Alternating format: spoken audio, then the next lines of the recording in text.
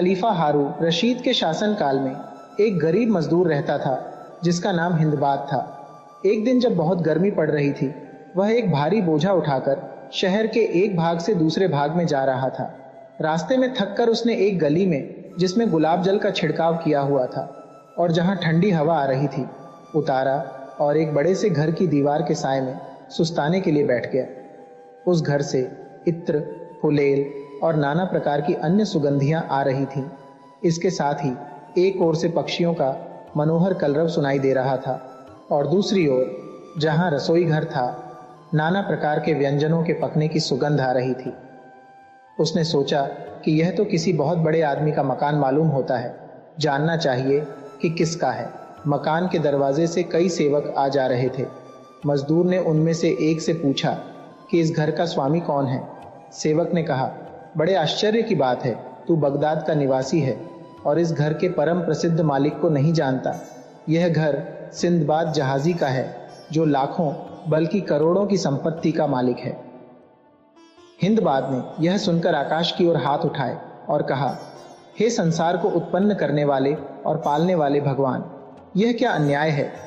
एक यह सिंदबाद है जो रात दिन ऐश करता है, एक मैं हूं हिंदबाद जो रात दिन जान तोड़ परिश्रम करके किसी प्रकार अपने स्त्री बच्चों का पेट पालता हूं। यह और मैं दोनों मनुष्य हैं, क्या अंतर है। यह कहकर उसने जैसे भगवान पर अपना रोष प्रकट करने के लिए पृथ्वी पर पांव पटका और सिर हिलाकर निराशापूर्वक अपने दुर्भाग्य पर दुख करने लगा। इतने में उस विशाल भवन से एक सेवक निकला और उसकी बांह पकड़कर बोला, चल अंदर, हमारे मालिक सिंदबाद ने तुझे बुलाया है। हिंदबाद यह सुनकर बहुत डरा। उसने सोचा कि मैंने जो कहा वह सिंदबाद ने सुन लिया है और क्रुद्ध होकर मुझे बुला भेजा है ताकि मुझे इस गुस्ताखी के लिए सजा दे। वह घबरा कर कहने लगा कि मैं अंदर नहीं जाऊंगा, मेरा बोझा यहाँ पड़ा है, उसे कोई उठा ले जाएगा। किंतु सेवकों ने उसे न छोड़ा। उन्होंने कहा कि तेरे बोझे को हम सुरक्षा पूर्वक अंदर रख देंगे और तुझे भी कोई नुकसान नहीं होगा। हिंदबाद ने बहुत देर तक सेवकों से वाद विवाद किया, किंतु उसका कोई फल न निकला और अंततः उसे उनके साथ महल के अंदर जाना ही पड़ा। सेवक हिंदबाद को कई आंगनों से होता हुआ एक बड़ी दालान में ले गया, जहां बहुत से लोग भोजन करने के लिए बैठे थे। नाना प्रकार के व्यंजन वहां रखे थे और इन सब के बीच में एक शानदार अमीर आदमी, जिसकी सफेद दाढ़ी छाती तक लटकी थी, बैठा था। उसके पीछे सेवकों का पूरा समूह हाथ बांधे खड़ा था। हिंदबाद यह ऐश्वर्य देखकर घबरा गया। उसने झुककर अमीर को सलाम किया। सिंदबाद ने उसके फटे और मैले कपड़ों पर ध्यान न दिया और प्रसन्नता पूर्वक उसके सलाम का जवाब दिया और अपनी दाहिनी ओर बिठाकर उसे सामने अपने हाथ से उठाकर स्वादिष्ट खाद्य और मदिरा पात्र रखा। जब सिंदबाद ने देखा कि सभी उपस्थित जन भोजन कर चुके हैं, तो उसने हिंदबाद की ओर फिर ध्यान दिया। बगदाद में जब किसी का सम्मान पूर्वक उद्बोधन करना होता था तो उसे अरबी कहते थे। सिंदबाद ने हिंदबाद से कहा, अरबी, तुम्हारा नाम क्या है। मैं और यहाँ उपस्थित अन्य जन तुम्हारी यहाँ पर उपस्थिति से अति प्रसन्न हैं। अब मैं चाहता हूँ कि तुम्हारे मुंह से फिर वे बातें सुनूं जो तुमने गली में बैठे हुए कही थी। सिंदबाद जहाँ बैठा था वह भाग गली से लगा हुआ था और खुली खिड़की से उसने वह सब कुछ सुन लिया था जो हिंदबाद ने रोष की दशा में कहा था। हिंदबाद ने लज्जा से सिर नीचा कर लिया और कहा, सरकार, उस समय मैं थकन और गर्मी के कारण आपे में नहीं था। मेरे मुंह से ऐसी दशा में कुछ अनुचित बातें निकल गई थी। इस सभा में उन्हें दोहराने की गुस्ताखी मैं नहीं करना चाहता। आप कृपया मेरी उस उद्दंडता को क्षमा कर दें। सिंदबाद ने कहा, भाई, मैं कोई अत्याचारी नहीं हूँ जो किसी की कुछ बातों के कारण ही उसकी हानि करूं। मुझे तुम्हारी बातों पर क्रोध नहीं बल्कि दया ही आई थी और तुम्हारी दशा देखकर और भी दुख हुआ। लेकिन मेरे भाई, तुमने गली में बैठकर जो कहा उससे तुम्हारा अज्ञान ही प्रकट होता है। तुम समझते हो कि यह धन दौलत और यह ऐश आराम मुझे बगैर कुछ किए धरे ही मिल गया है। ऐसी बात नहीं है। मैंने संसार में जितनी विपत्तियां पड़ सकती हैं लगभग सभी झेली हैं। इसके बाद ही भगवान ने मुझे आराम की यह सामग्री दी है। यह कहकर सिंदबाद ने दूसरे मेहमानों से कहा, मुझ पर विगत वर्षों में बड़ी बड़ी मुसीबतें आईं और बड़े विचित्र अनुभव हुए। मेरी कहानी सुनकर आप लोगों को घोर आश्चर्य होगा। मैंने धन प्राप्त करने के निमित्त 7 बार बड़ी बड़ी यात्राएं की और बड़े दुख और कष्ट उठाए। आप लोग चाहें तो मैं वह सब हाल सुनाऊं। मेहमानों ने कहा कि जरूर सुनाइए। सिंदबाद ने अपने सेवकों से कहा कि वह बोझा जो हिंदबाद बाजार से अपने घर लिए जा रहा था उसके घर पहुंचा दें। उन्होंने ऐसा ही किया। अब सिंदबाद ने अपनी पहली यात्रा का वृत्तांत कहना आरंभ किया। सिंदबाद ने कहा कि मैंने अच्छी खासी पैतृक संपत्ति पाई थी, किंतु मैंने नौजवानी की मूर्खताओं के वश में पड़कर उसे भोग विलास में उड़ा डाला। मेरे पिता जब जीवित थे तो कहते थे कि निर्धनता की अपेक्षा मृत्यु श्रेयस्कर है। सभी बुद्धिमानों ने ऐसा कहा है। मैं इस बात को बार बार सोचता और मन ही मन अपनी दुर्दशा पर रोता। अंत में जब निर्धनता मेरी सहन शक्ति के बाहर हो गई तो मैंने अपना बचा खुचा सामान बेच डाला और जो पैसा मिला उसे लेकर समुद्री व्यापारियों के पास गया और कहा कि अब मैं भी व्यापार के लिए निकलना चाहता हूँ। उन्होंने मुझे व्यापार के बारे में बड़ी अच्छी सलाह दी। उसके अनुसार मैंने व्यापार की वस्तुएं मोल ली और उन्हें लेकर उनमें से एक व्यापारी के जहाज पर किराया देकर सामान लादा और खुद सवार हो गया।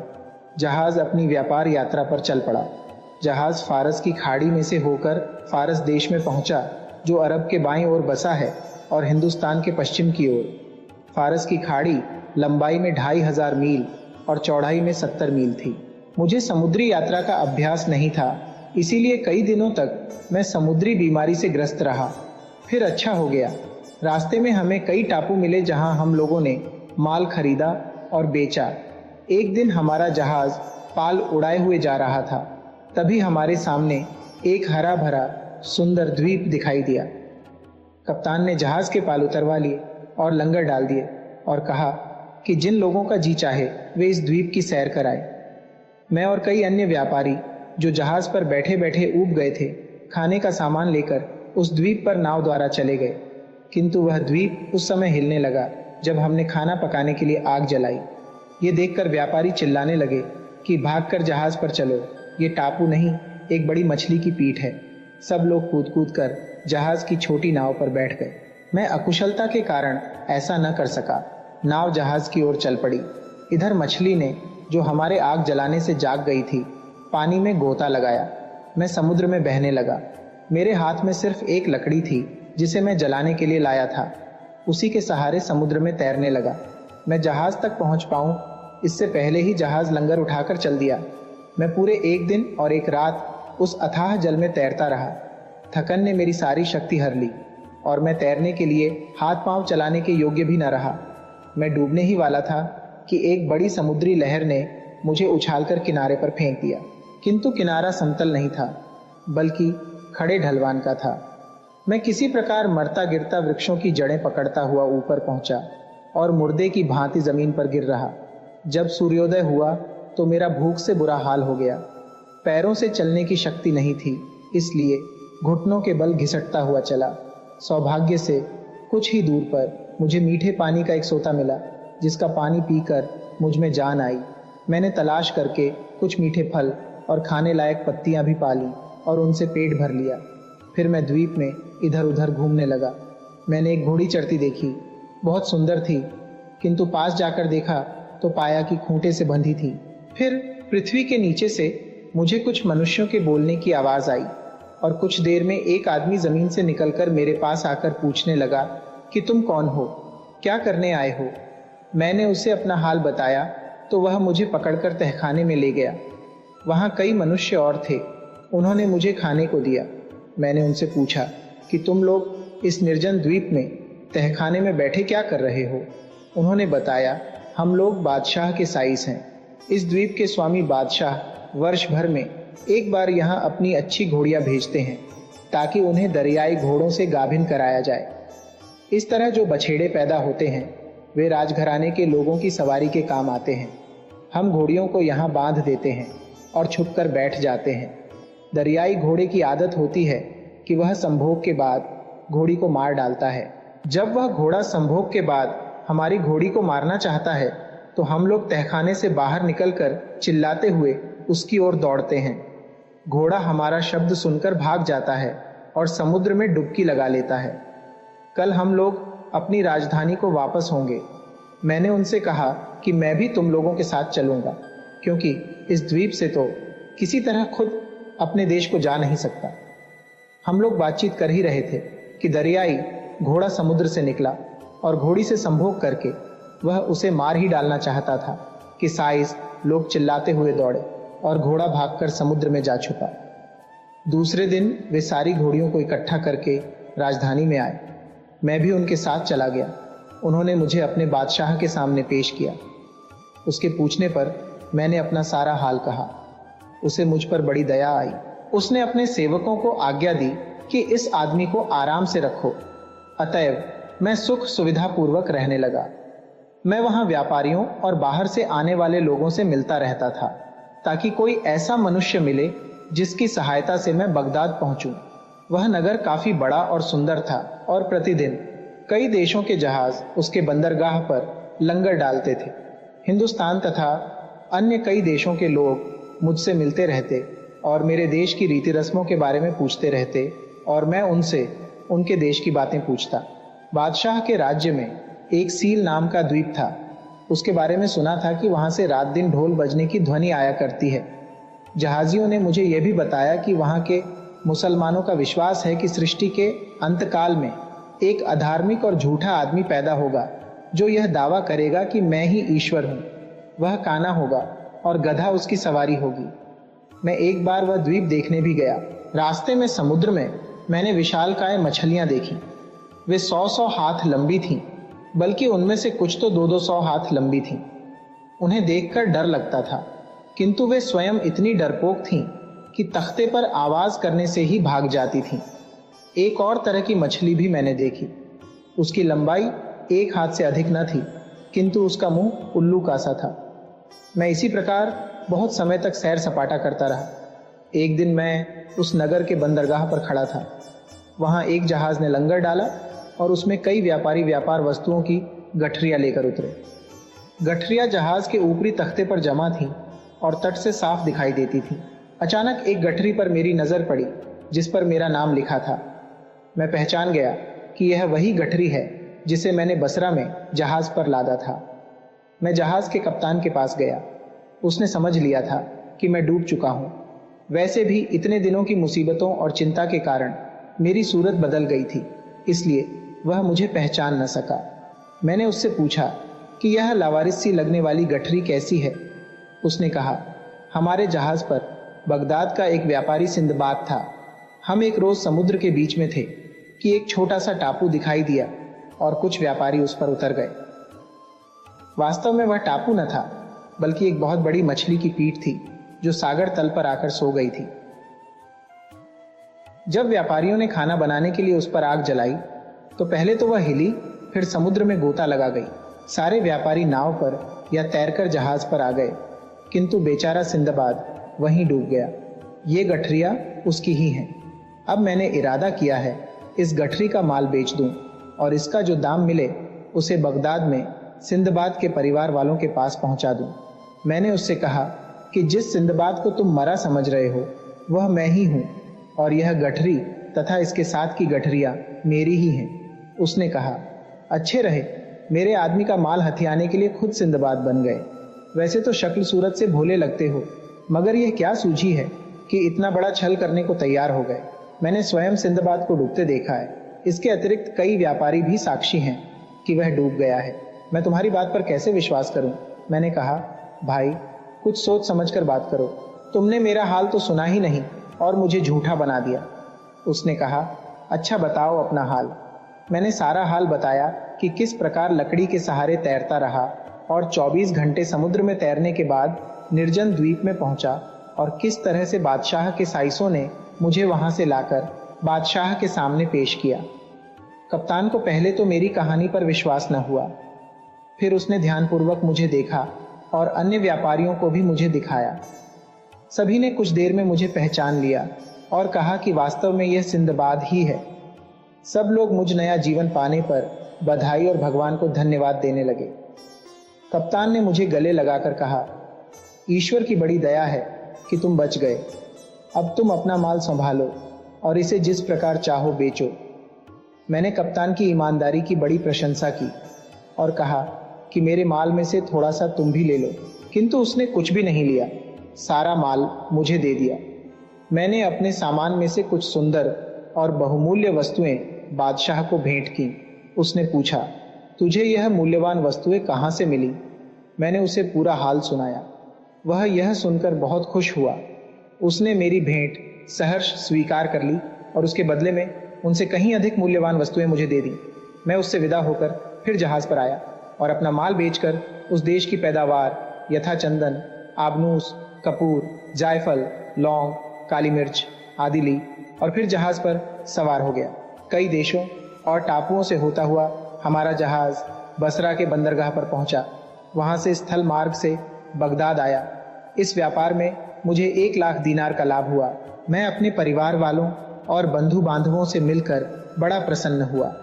मैंने एक विशाल भवन बनवाया और कई दास और दासियां खरीदी और आनंद से रहने लगा। कुछ ही दिनों में मैं अपनी यात्रा के कष्टों को भूल गया। सिंदबाद ने अपनी कहानी पूरी करके गाने बजाने वालों से, जो उसके यात्रा वर्णन के समय चुप हो गए थे, दोबारा गाना बजाना शुरू करने को कहा। इन्हीं बातों में रात हो गई। सिंदबाद ने 400 दीनारों की एक थैली मंगाकर हिंदबाद को दी और कहा कि अब तुम अपने घर जाओ, कल फिर इसी समय आना तो मैं तुम्हें अपनी यात्राओं की ओर कहानियां सुनाऊंगा। हिंदबाद ने इतना धन पहले कभी देखा न था। उसने सिंदबाद को बहुत धन्यवाद दिया। उसके आदेश के अनुसार हिंदबाद दूसरे अच्छे और नए वस्त्र पहनकर उसके घर आया। सिंदबाद उसे देखकर प्रसन्न हुआ और उसने मुस्कुराकर हिंदबाद से उसकी कुशल क्षेम पूछी। कुछ देर में सिंदबाद के अन्य मित्र भी आ गए और नित्य के नियम के अनुसार स्वादिष्ट व्यंजन सामने लाए गए। जब सब लोग खा पी कर तृप्त हो चुके तो सिंदबाद ने कहा, दोस्तों, अब मैं तुम लोगों को अपनी दूसरी सागर यात्रा की कहानी सुनाता हूँ। यह पहली यात्रा से कम विचित्र नहीं है। सब लोग ध्यान से सुनने लगे और सिंदबाद ने कहना शुरू किया। मित्रों, पहली यात्रा में मुझ पर जो विपत्तियां पड़ी थीं, उनके कारण मैंने निश्चय कर लिया था कि अब व्यापार यात्रा न करूंगा और अपने नगर में सुख से रहूंगा। किंतु निष्क्रियता मुझे खलने लगी, यहां तक कि मैं बेचैन हो गया और फिर इरादा किया कि नई यात्रा करूं और नए देशों और नदियों, पहाड़ों आदि को देखूं। अतएव मैंने भांति भांति की व्यापारिक वस्तुएं मोल ली और अपने विश्वास के व्यापारियों के साथ व्यापार यात्रा का कार्यक्रम बनाया। हम लोग एक जहाज पर सवार हुए और भगवान का नाम लेकर कप्तान ने जहाज का लंगर उठा लिया और जहाज पर चल पड़ा। हम लोग कई देशों और द्वीपों में गए और हर जगह क्रय विक्रय किया। फिर एक दिन हमारा जहाज एक हरे भरे द्वीप के तट से आ लगा। उस द्वीप में सुंदर और मीठे फलों के बहुत से वृक्ष थे। हम लोग उस द्वीप पर सैर के लिए उतर गए, किंतु वह द्वीप बिल्कुल उजाड़ था, यानी वहां किसी मनुष्य का नामो निशान भी नहीं था, बल्कि कोई पक्षी भी दिखाई नहीं देता था। मेरे साथी पेड़ों से फल तोड़ने लगे, लेकिन मैंने एक सोते के किनारे बैठकर खाना निकाला और खाया और उसके साथ शराब पी।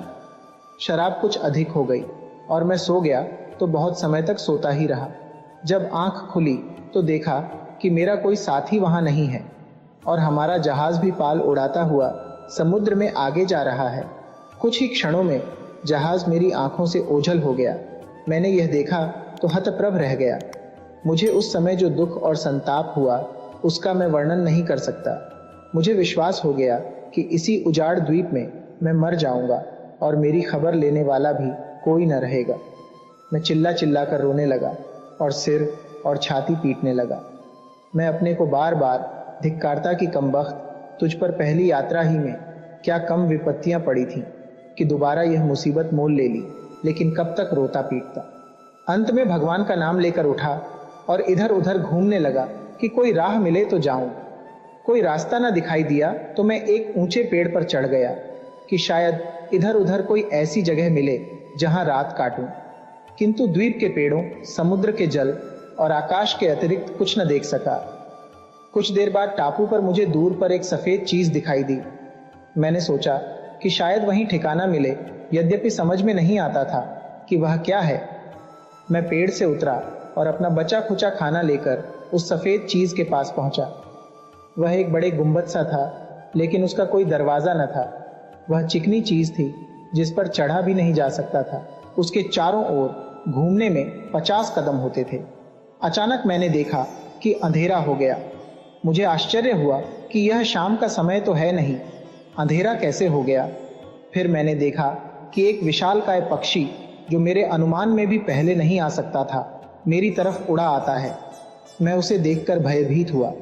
फिर मुझे कुछ जहाजियों के मुंह से सुनी बात याद आई कि रुख नामी एक बहुत ही बड़ा पक्षी होता है। अब मैंने जाना कि वह सफेद विशालकाय वस्तु इसी मादा रुख का अंडा है। मादा रुख आकर अपने अंडे पर उसे सेने के लिए बैठ गई। उसका एक पांव मेरे समीप पड़ गया। उसका एक एक नाखून एक बड़े वृक्ष की जड़ जैसा था। मैंने अपनी पगड़ी से अपना शरीर उसके एक नाखून से कसकर बांध लिया, क्योंकि मुझे आशा थी कि यह पक्षी कहीं उड़कर जाएगा ही। सवेरे वह पक्षी उड़ा और इतना ऊंचा हो गया कि जहां से पृथ्वी बड़ी कठिनता से दिखाई देती थी। कुछ ही देर में वह उतरकर एक बड़े जंगल में जा पहुंचा। मैंने जमीन से लगते ही अपनी पगड़ी की गांठ खोलकर उससे अलग हो गया। उसी समय रुख ने एक बहुत ही बड़े अजगर को धर दबोचा और उसे पंजों में लेकर फिर उड़ गया। जहां मुझे रुख ने छोड़ा था, वह एक बहुत नीची और खड़ी ढलान की एक घाटी थी। वहां पर आने जाने की शक्ति किसी मनुष्य में नहीं हो सकती। मुझे खेद हुआ कि मैं कहां आ गया। यह जगह उस द्वीप से भी खराब है। मैंने देखा कि वहां की भूमि पर असंख्य हीरे बिखरे पड़े हैं। उनमें से कुछ तो इतने बड़े थे जो साधारण मनुष्य के अनुमान के बाहर थे। मैंने बहुत से हीरे इकट्ठे किए और एक चमड़े की थैली में उन्हें भर लिया। किंतु हीरों के मिलने की प्रसन्नता क्षणिक ही थी, क्योंकि मैंने शाम होते ही यह भी देखा कि वहां बहुत से अजगर तथा अन्य विशालकाय और भयानक सांप घूम रहे हैं। ये सांप दिन में रुख के डर से खोहों में छुपे रहते थे और रात को निकलते थे। मैंने भाग्यवश एक छोटी सी गुफा पाली और उसमें छुपकर बैठ गया और उसका मुंह पत्थरों से अच्छी तरह बंद कर दिया, ताकि कोई अजगर अंदर ना आ सके। मैंने अपने पास बंधे भोजन में से कुछ खाया, किंतु मुझे रात भर नींद नहीं आई, क्योंकि सांपों और अजगरों की भयानक फुसकारें मुझे डराती रहीं और मैं रात भर जान के डर से कांपता रहा। सुबह होने पर सांप फिर छुप गए और मैं बाहर निकलकर एक खुली जगह में सो गया। कुछ ही देर में मेरे पास एक भारी सी चीज गिरी। आवाज से मेरी आंख खुल गई। मैंने देखा कि वह एक विशाल मांसपिंड था। कुछ ही देर में देखा कि इसी तरह के अन्य मांसपिंड घाटी में चारों ओर से गिरने लगे। मुझे यह सब देखकर घोर आश्चर्य हुआ। कुछ ही देर में मुझे जहाजियों के मुंह से सुनी एक बात याद आई कि एक घाटी में असंख्य हीरे हैं, किंतु वहां कोई जा नहीं सकता। हीरों के व्यापारी आसपास के पहाड़ों पर चढ़कर वहां बड़े बड़े मांसपिंड फेंक देते हैं, जिनमें हीरे चिपक जाते हैं। इसके बाद विशालकाय गिद्ध आकर उन मांसपिंडों को ले जाते हैं। जब वे ऊपर बने अपने घोंसलों में जाते हैं, तो व्यापारी लोग बड़ा शोरगुल करके उन्हें उड़ा देते हैं और मांसपिंडों में चिपके हुए हीरे ले लेते हैं। मैं पहले परेशान था कि इस कब्र जैसी घाटी से कैसे निकलूंगा, क्योंकि पिछले दिन बहुत घूमने फिरने पर भी निकलने की कोई राह नहीं दिखाई दी थी। किंतु उन मांसपिंडों को देखकर मुझे बाहर निकलने की कुछ आशा बंधी। मैंने पुराने उपाय से काम लिया। मैंने अपने को एक मांसपिंड के नीचे की ओर बांध लिया। कुछ ही देर में एक विशाल गिद्ध उतरा और मांसपिंड को और उसके साथ मुझे लेकर उड़ गया। मैंने वह चमड़े की थैली भी मजबूती से अपनी कमर में बांध ली, जिसमें पहले मेरा भोजन था और जिसमें बाद में मैंने हीरे भर लिए थे। गिद्ध ने मुझे पहाड़ की चोटी पर बने अपने घोंसले में पहुंचा दिया।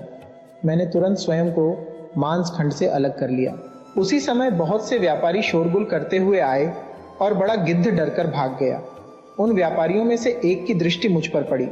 वह मुझे देखकर मुझ पर क्रोध करने लगा कि तू यहाँ क्यों आया। उसने समझा कि मैं हीरे चुराने के लिए गिद्ध के घोंसले में चला आया था। अन्य व्यापारियों ने भी मुझे घेर लिया।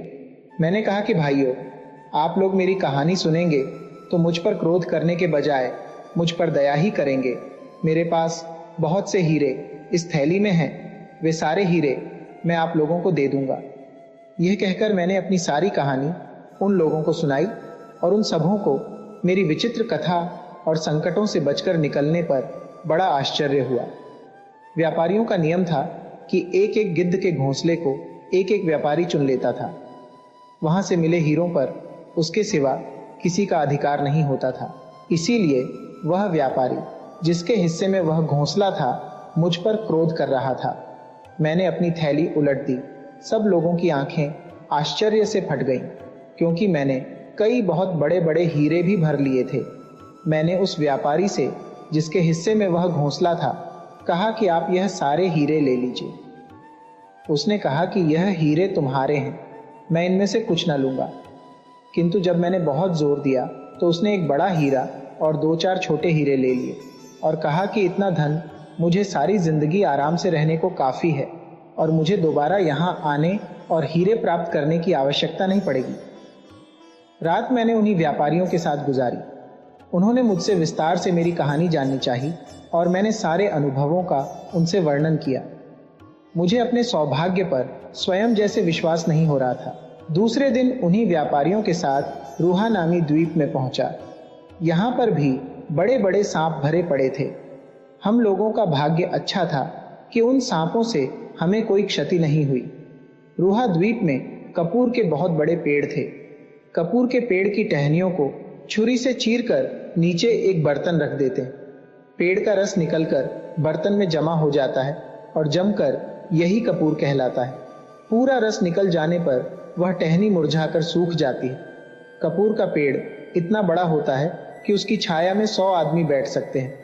उस द्वीप में एक पशु होता है जिसे गेंडा कहते हैं। वह भैंसे से बड़ा और हाथी से छोटा होता है। उसकी नाक पर एक लंबी सींग होती है। उस सींग पर सफेद रंग के आदमी की तस्वीर बनी होती है। कहा जाता है कि गेंडा हाथी के पेट में सींग घुसेड़कर उसे मार डालता है और अपने सिर पर उठा लेता है। किंतु हाथी का खून और चर्बी जब उसकी आंखों में पड़ती है तो वह अंधा हो जाता है। ऐसी दशा में रुक पक्षी आता है और गेंडे और हाथी दोनों को पंजों में दबाकर उड़ जाता है और अपने घोंसले में जाकर अपने बच्चों को उनका मांस खिलाता है। उस द्वीप से होता हुआ मैं और बहुत से द्वीपों में गया और अपने हीरों के बदले वहां की बहुमूल्य वस्तुएं खरीदी। इस प्रकार कई द्वीपों और देशों में व्यापार करता हुआ बसरा के बंदरगाह और वहां से बगदाद पहुंचा। मेरे पास इस यात्रा में भी बहुत धन इकट्ठा हो गया था। मैंने उसमें से काफी दान किया और कई निर्धनों को धन से संतुष्ट किया।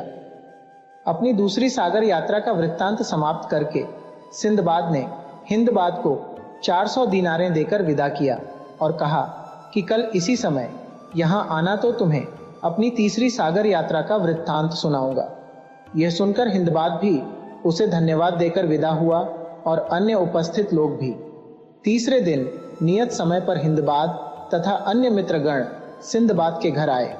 दोपहर का भोजन समाप्त होने पर सिंदबाद ने कहा, दोस्तों, अब मेरी तीसरी यात्रा की कहानी सुनो, जो पहली 2 यात्राओं से कम विचित्र नहीं है। सिंदबाद ने कहा कि घर आकर मैं सुखपूर्वक रहने लगा। कुछ ही दिनों में जैसे पिछली 2 यात्राओं के कष्ट और संकट भूल गया और तीसरी यात्रा की तैयारी शुरू कर दी। मैंने बगदाद से व्यापार की वस्तुएं ली और कुछ व्यापारियों के साथ बसरा के बंदरगाह पर जाकर एक जहाज पर सवार हुआ। हमारा जहाज कई द्वीपों में गया, जहां व्यापार करके हम लोगों ने अच्छा लाभ कमाया। किंतु एक दिन हमारा जहाज तूफान में फंस गया। इसके कारण हम लोग सीधे मार्ग से भटक गए। अंत में एक द्वीप के पास जाकर जहाज ने लंगर डाल दिया और पाल खोल डाले। कप्तान ने ध्यान देकर द्वीप को देखा, फिर उसकी आंखों में आंसू बहने लगे। हमने इसका कारण पूछा तो उसने कहा, अब हम लोगों का भगवान ही रक्षक है, क्योंकि इस द्वीप के समीप ही जंगली लोगों के द्वीप हैं। उनके शरीर पर लाल लाल बाल होते हैं।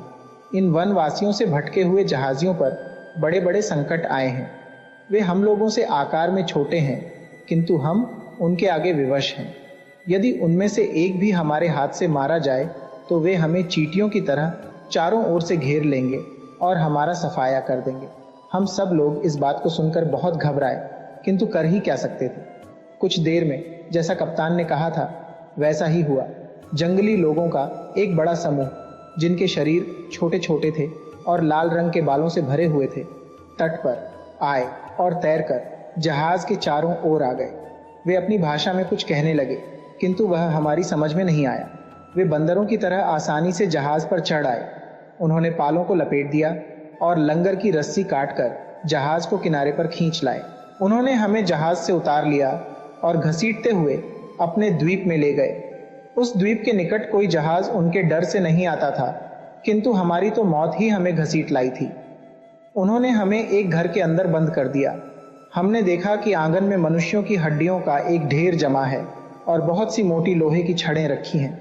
हम यह देखकर भय के कारण अचेत हो गए। बहुत देर के बाद हमें होश आया तो हम अपनी दशा को विचार कर रोने लगे। अचानक एक दरवाजा खुला और अंदर से एक अत्यंत विशालकाय आदमी हमारे आंगन में आया।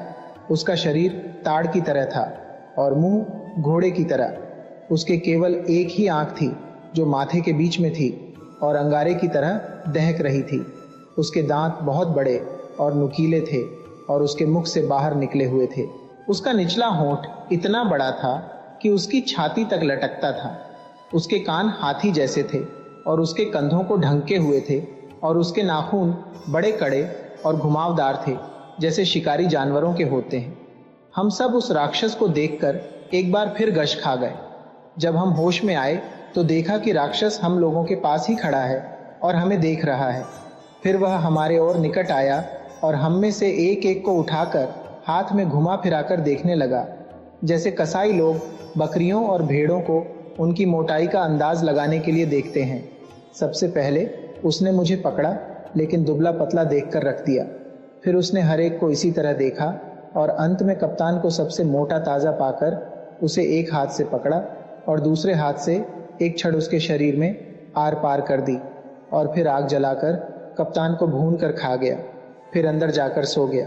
उसके खर्राटे बादल की गरज की तरह आते रहे और रात भर हमें भयभीत करते रहे। दिन निकलने पर वह जागा और घर से बाहर चला गया। हम सब अपनी दशा पर रोने लगे। हमारी समझ ही में नहीं आ रहा था कि उस भयंकर राक्षस से किस प्रकार प्राण बच सकते हैं। हम सबने अपने को ईश्वर की इच्छा पर छोड़ दिया। घर से बाहर निकलकर हमने फल फूल खाकर भूख बुझाई। हमने चाहा कि रात को उस घर में न जाए, किंतु और कोई स्थान था ही नहीं जहां रात बिताते। फिर राक्षस तो हमें ढूंढ निकालता ही, अतएव हम उसी मकान में आ गए। कुछ रात बीतने पर वह राक्षस फिर आया। उसने फिर हम लोगों को पहले की तरह उठा उठा कर देखा और हमारे एक साथी को अन्य लोगों की अपेक्षा अधिक मोटा ताज़ा पाकर उसके शरीर में छिड़ घुसेड़ कर भूनकर खा गया। सवेरे जब वह बाहर गया तो हम लोग बाहर निकले। हमारे कई साथियों ने कहा कि इस प्रकार की कष्टदायक मृत्यु से अच्छा है हम लोग समुद्र में डूब मरें, किंतु हम में से एक ने कहा कि हम लोग मुसलमान हैं और हमारे लिए आत्महत्या बड़ा पाप है। हमें यह न करना चाहिए कि राक्षस से बचने के लिए स्वयं अपनी हत्या कर ले। उसकी बात मानकर हम आत्महत्या से रुक गए और सोचने लगे कि कैसे जान बच सकती है। मुझे एक उपाय सूझा। मैंने कहा, देखो यहाँ सागर तट पर बहुत सी लकड़ियाँ और रस्सियाँ मौजूद हैं। हम लोग इनकी 4-5 नावें बना लें और किसी जगह छुपाकर रख दें। यदि किसी प्रकार अवसर मिले तो हम उन पर निकल भागेंगे। अधिक से अधिक यही तो होगा कि नावें डूब जाएंगी, किंतु राक्षस के हाथों मरने से तो वह मौत कहीं अच्छी होगी। मेरे सुझाव को सब लोगों ने पसंद किया। हम लोगों को नाव बनाना आता था और हमने दिन भर में 4-5 ऐसी छोटी छोटी नावें बना ली जिनमें 3-3 आदमी आ सकते थे। शाम को हम फिर उस घर के अंदर गए। राक्षस ने हर रोज की तरह हम लोगों को उठा उठा कर देखा और एक हृष्ट पुष्ट व्यक्ति को सलाख में भेद कर भून दिया और खा गया। जब वह सो गया और उसके खर्राटे बहुत गहरे हो गए तो मैंने अपने साथियों को अपनी योजना बताई और हमने उस पर कार्य करना आरंभ कर दिया। वहाँ कई सलाखें पड़ी हुई थीं और आग अभी तक खूब जल रही थी। मैंने और 9 अन्य होशियार और साहसी लोगों ने एक एक सलाख को आग में लाल कर दिया। फिर उस राक्षस की आंख में हम सभी ने उन सलाखों को घुसेड़ दिया, जिससे वह बिल्कुल अंधा हो गया। उसने अपने हाथ इधर उधर मारने शुरू किए। हम लोग उससे बचकर कोनों में जा छुपे। अगर वह किसी को पा जाता तो कच्चा ही खा जाता। फिर वह चिंघाड़ता हुआ घर के बाहर भाग गया और हम लोग समुद्र के तट पर आकर उन नावों पर चढ़ गए जिन्हें हमने पहले से बना रखा था। हम चाहते थे कि सवेरा होने पर यात्रा आरंभ करें। तभी हमने देखा कि 2 राक्षस उस राक्षस के हाथ पकड़े अपने बीच में लिए आते हैं। जिसे हमने अंधा किया था। अन्य कई राक्षस भी उनके पीछे दौड़े आते थे। हमने उन्हें देखते ही नावें समुद्र में डाल दी और तेजी से उन्हें खेने लगे। राक्षस समुद्र में तैर नहीं सकते थे, किंतु उन्होंने तट पर से ही बड़ी बड़ी चट्टानें हमारी ओर फेंकना शुरू किया। केवल एक नाव को छोड़कर, जिस पर मैं और मेरे 2 साथी बैठे थे, सारी नावें राक्षसों की फेंकी चट्टानों से डूब गईं। हम अपनी नाव को तेजी से खेकर इतनी दूर आ गए जहां पर उनकी चट्टानें आ नहीं सकती थीं, किंतु खुले समुद्र में आकर भी हमें चैन न मिला। तेज हवा हमारी छोटी सी नाव को तिनके की तरह पानी पर उछालने लगी। 24 घंटे हम इसी दशा में रहे। फिर हमारी नाव एक द्वीप में पहुंच गई। हम लोग प्रसन्नता पूर्वक उस द्वीप पर उतरे और तट पर लगे पेड़ों से पेट भर फल खाने के बाद हमारे शरीरों में कुछ शक्ति आई। रात को हम लोग समुद्र के तट ही पर सो रहे। अचानक एक जोर की सरसराहट से नींद खुली तो मैंने देखा कि एक सांप, जो नारियल के पेड़ जितना लंबा था, हमारे एक साथी को खाए जाता है। उसने पहले हमारे साथी के शरीर को चारों ओर से कसकर तोड़ डाला, फिर उसे निगल गया। कुछ देर में सांप ने उसकी हड्डियां उगल दी और चला गया। हम 2 बचे हुए आदमियों ने बड़े दुख और चिंता में रात बिताई। कितनी मुश्किलों से राक्षस से छूटे थे तो यह मुसीबत आ गई जिससे छुटकारा ही नहीं दिखाई देता था। दिन में हमने फल खाकर गुजारा किया। शाम तक हमने अपने बचने के लिए एक पेड़ खोज लिया था और रात होते ही उस पर चढ़ गए।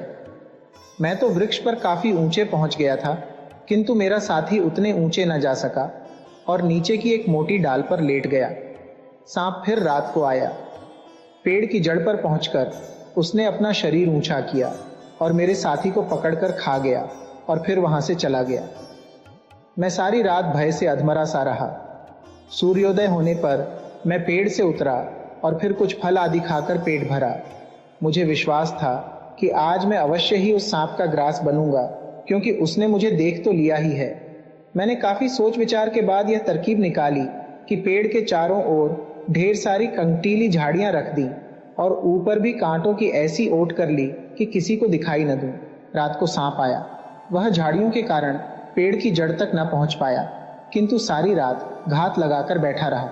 सवेरे वह चला गया। मैं रातों की जगाई और जान के डर और रात भर सांप की फूंफकार सुनने से इतना अशक्त और निराश हो गया था कि सोचने लगा कि ऐसे जीने से तो समुद्र में डूब जाना अच्छा है। इसी इरादे से समुद्र तट पर गया, किंतु सौभाग्यवश किनारे कुछ ही दूर पर एक जहाज दिखाई दिया। मैंने चिल्लाकर आवाज देना और पगड़ी को हवा में हिलाना शुरू किया। जहाज के लोगों ने मुझे देखा और कप्तान ने एक नाव भेजकर मुझे जहाज पर चढ़ा लिया। वे लोग मुझसे पूछने लगे कि मैं उस द्वीप में कैसे पहुंचा। एक बूढ़े आदमी ने कहा कि मुझे आश्चर्य है कि तुम जीवित किस तरह बचे हो। मैंने तो सुना है कि इन द्वीपों में नरभक्षी राक्षस रहते हैं जो आदमियों को भूनकर खाते हैं। इसके अलावा यहाँ विशालकाय सर्प भी हैं जो दिन में गुफाओं में सोते रहते हैं और रात में शिकार के लिए निकलते हैं, और कोई आदमी पाते हैं तो उसे निगल जाते हैं। मैं उनकी बातों का उत्तर न दे सका, क्योंकि भूख और जगाए के कारण निढाल हो रहा था। उन्होंने मुझे भोजन कराया और चूंकि मेरे वस्त्र तार तार हो रहे थे, इसलिए एक जोड़ा कपड़ा भी मुझे दिया। फिर मैंने विस्तार पूर्वक अपनी विपत्तियों का वर्णन किया और बताया कि किस प्रकार राक्षस और सांप से बचा। सबने कहा कि तुम पर भगवान की बड़ी कृपा है जिससे तुम जीवित बच रहे।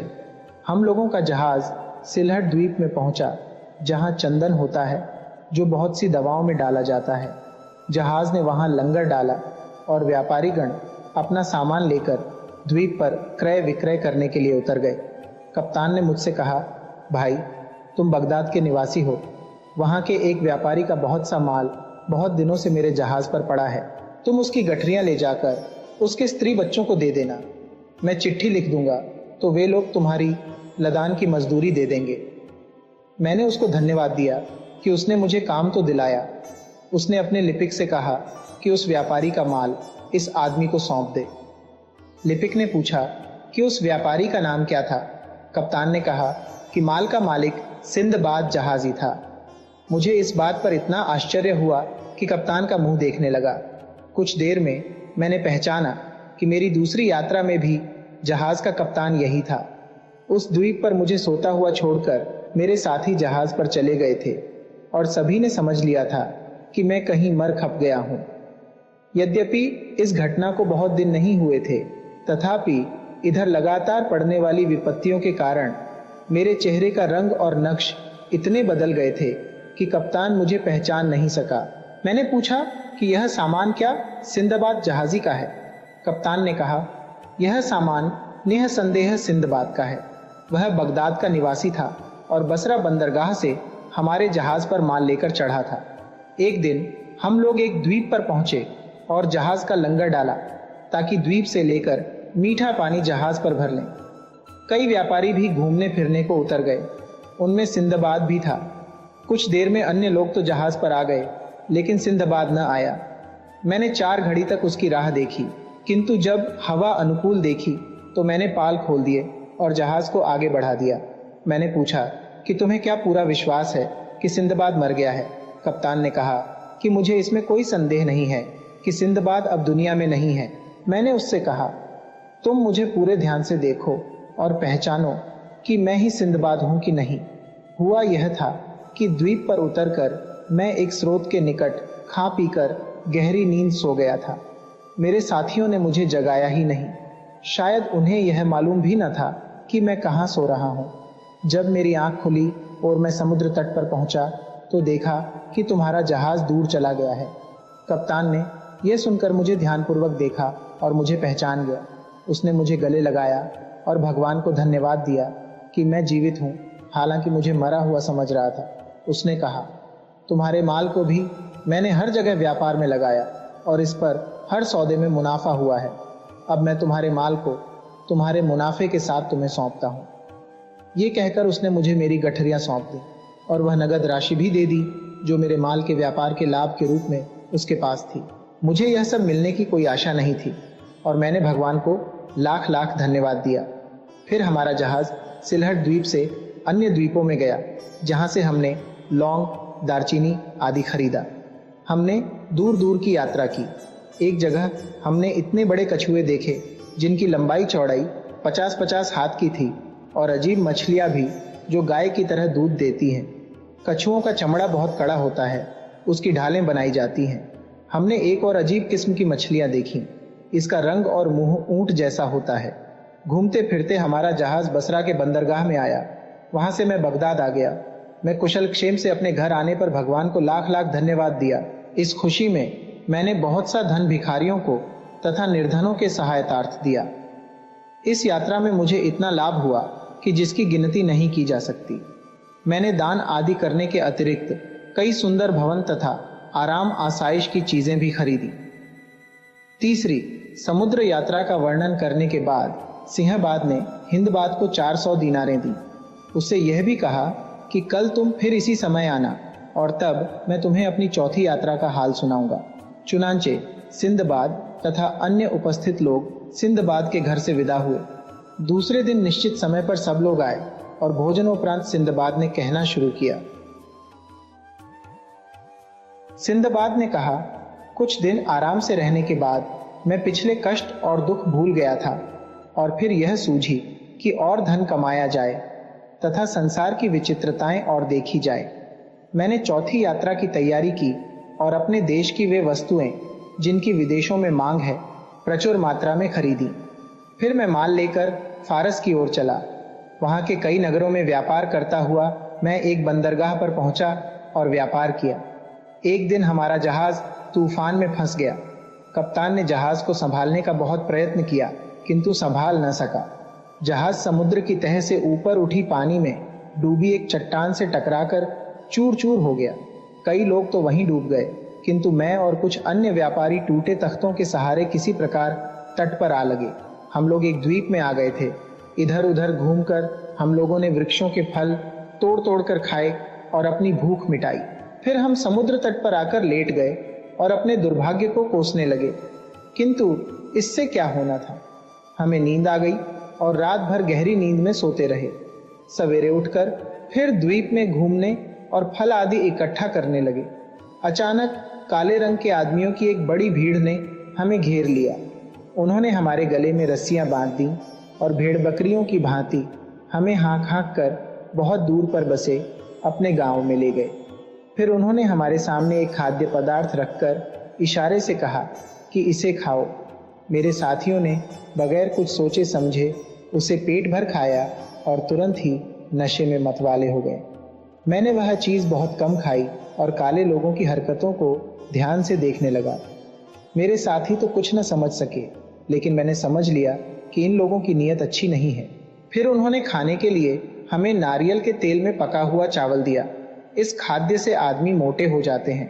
मैं समझ गया कि काले लोगों का इरादा है कि हमें मोटा करें और फिर अपने कबीले की दावत करके हम लोगों का मांस पकाकर सब लोग खाएं। मेरे साथी तो नशे में खूब पेट भरकर खाते थे, किंतु मैं बहुत थोड़ा खाता था ताकि मोटा न हो और नरभक्षियों का आहार न बनूं। मैं कम खाने और अपने प्राणों की चिंता में इतना दुबला हो गया कि बदन में हड्डी चमड़े के सिवाय कुछ न रहा। मैं दिन में उस द्वीप में घूमा फिरा करता था। एक दिन मैंने देखा कि गांव के सब लोग काम पर चले गए हैं, केवल एक बूढ़ा बैठा था। मैं अवसर पाकर भाग निकला। बूढ़े ने मुझे बहुतेरा चिल्ला चिल्ला कर बुलाया, किंतु मैं न रुका। शाम को गांव में लोग आए तो मेरी खोज में निकले, किंतु तब तक मैं बहुत ही दूर निकल चुका था। मैं दिन भर भागता, रात में कहीं छुपकर सो जाता, रास्ते में फल आदि से भूख मिटाता या नारियल तोड़कर उसका पानी पी लेता, जिससे भूख और प्यास दोनों शांत होती थी। 8वें दिन मैं समुद्र के तट पर पहुंचा। वहां देखा कि मेरी तरह के बहुत से श्वेत वर्ण मनुष्य काली मिर्च इकट्ठी कर रहे हैं, क्योंकि वहां काली मिर्च बहुत पैदा होती थी। उन्हें देखकर मुझे बड़ी प्रसन्नता हुई और मैं उनके पास पहुंच गया। वे भी चारों ओर जमा हो गए और अरबी भाषा में मुझसे पूछने लगे कि तुम कहाँ से आ रहे हो। मैं अरबी बोली सुनकर और भी हर्षित हुआ और मैंने विस्तार से उन्हें बताया कि जहाज टूटने पर हम लोग द्वीप के किसी अन्य तट पर लगे, जहां से हमें बहुत से श्याम वर्ण लोग पकड़कर ले गए। उन लोगों को यह सुनकर बड़ा आश्चर्य हुआ। वे बोले, अरे वे लोग नरभक्षी हैं, तुम्हें उन्होंने छोड़ कैसे दिया? मैंने उन्हें आगे का हाल बताया कि किस प्रकार कम खाकर और मौका पाकर भागकर मैंने जान बचाई। उन लोगों को मेरे जीते जागते बच निकलने पर अति आश्चर्य और प्रसन्नता हुई। जब तक उनका काम पूरा न हुआ, मैं उनके साथ मिलकर काम करता रहा। फिर वे लोग मुझे अपने साथ जहाज पर लेकर अपने देश आए और अपने बादशाह के सामने मुझे यह कहकर पेश किया कि यह व्यक्ति नरभक्षियों के चंगुल से सही सलामत निकल आया है। बादशाह को जब मैंने अपना पूरा हाल सुनाया तो उसे भी सुनकर बड़ा आश्चर्य और प्रसन्नता हुई। वह बादशाह बड़ा दयालु प्रकृति का था। उसने मुझे पहनने के लिए वस्त्र तथा अन्य सुख सुविधाएं दी। बादशाह के कब्जे में जो द्वीप था वह बहुत बड़ा और धन धान्य से पूर्ण था। वहाँ के व्यापारी अन्य देशों में अपने यहाँ की चीज़ें ले जाते थे और बाहर के कई व्यापारी भी आते थे। मुझे आशा होने लगी कि किसी दिन मैं अपने देश पहुँच जाऊँगा। बादशाह मुझ पर बड़ा कृपालु था। उसने मुझे अपना दरबारी बना लिया। लोग मुझे देखकर ऐसा बर्ताव करने लगे जैसे मैं उनके देश का निवासी हूँ। मुझे यह देखकर आश्चर्य हुआ कि वहाँ लोग बगैर जीन लगाम ही घोड़ों पर सवार होते थे। यहाँ तक कि बादशाह भी घोड़े की नंगी पीठ पर सवारी करता था। मैंने एक दिन बादशाह से पूछा कि आप लोग जीन लगाम लगाकर घोड़े पर क्यों नहीं चढ़ते? उसने कहा, जीन लगाम क्या होती है? उसने यह भी कहा कि मैं उसके लिए ये चीज़ें बना दूं। मैंने एक नमूना बनाकर लकड़ी के कारीगर को दिया। उसने मेरे नमूने के अनुसार जीन बना दी। मैंने उसे चमड़े से मढ़वाया और उस पर अतलस और कमर ख्वाब का आवरण चढ़ाया।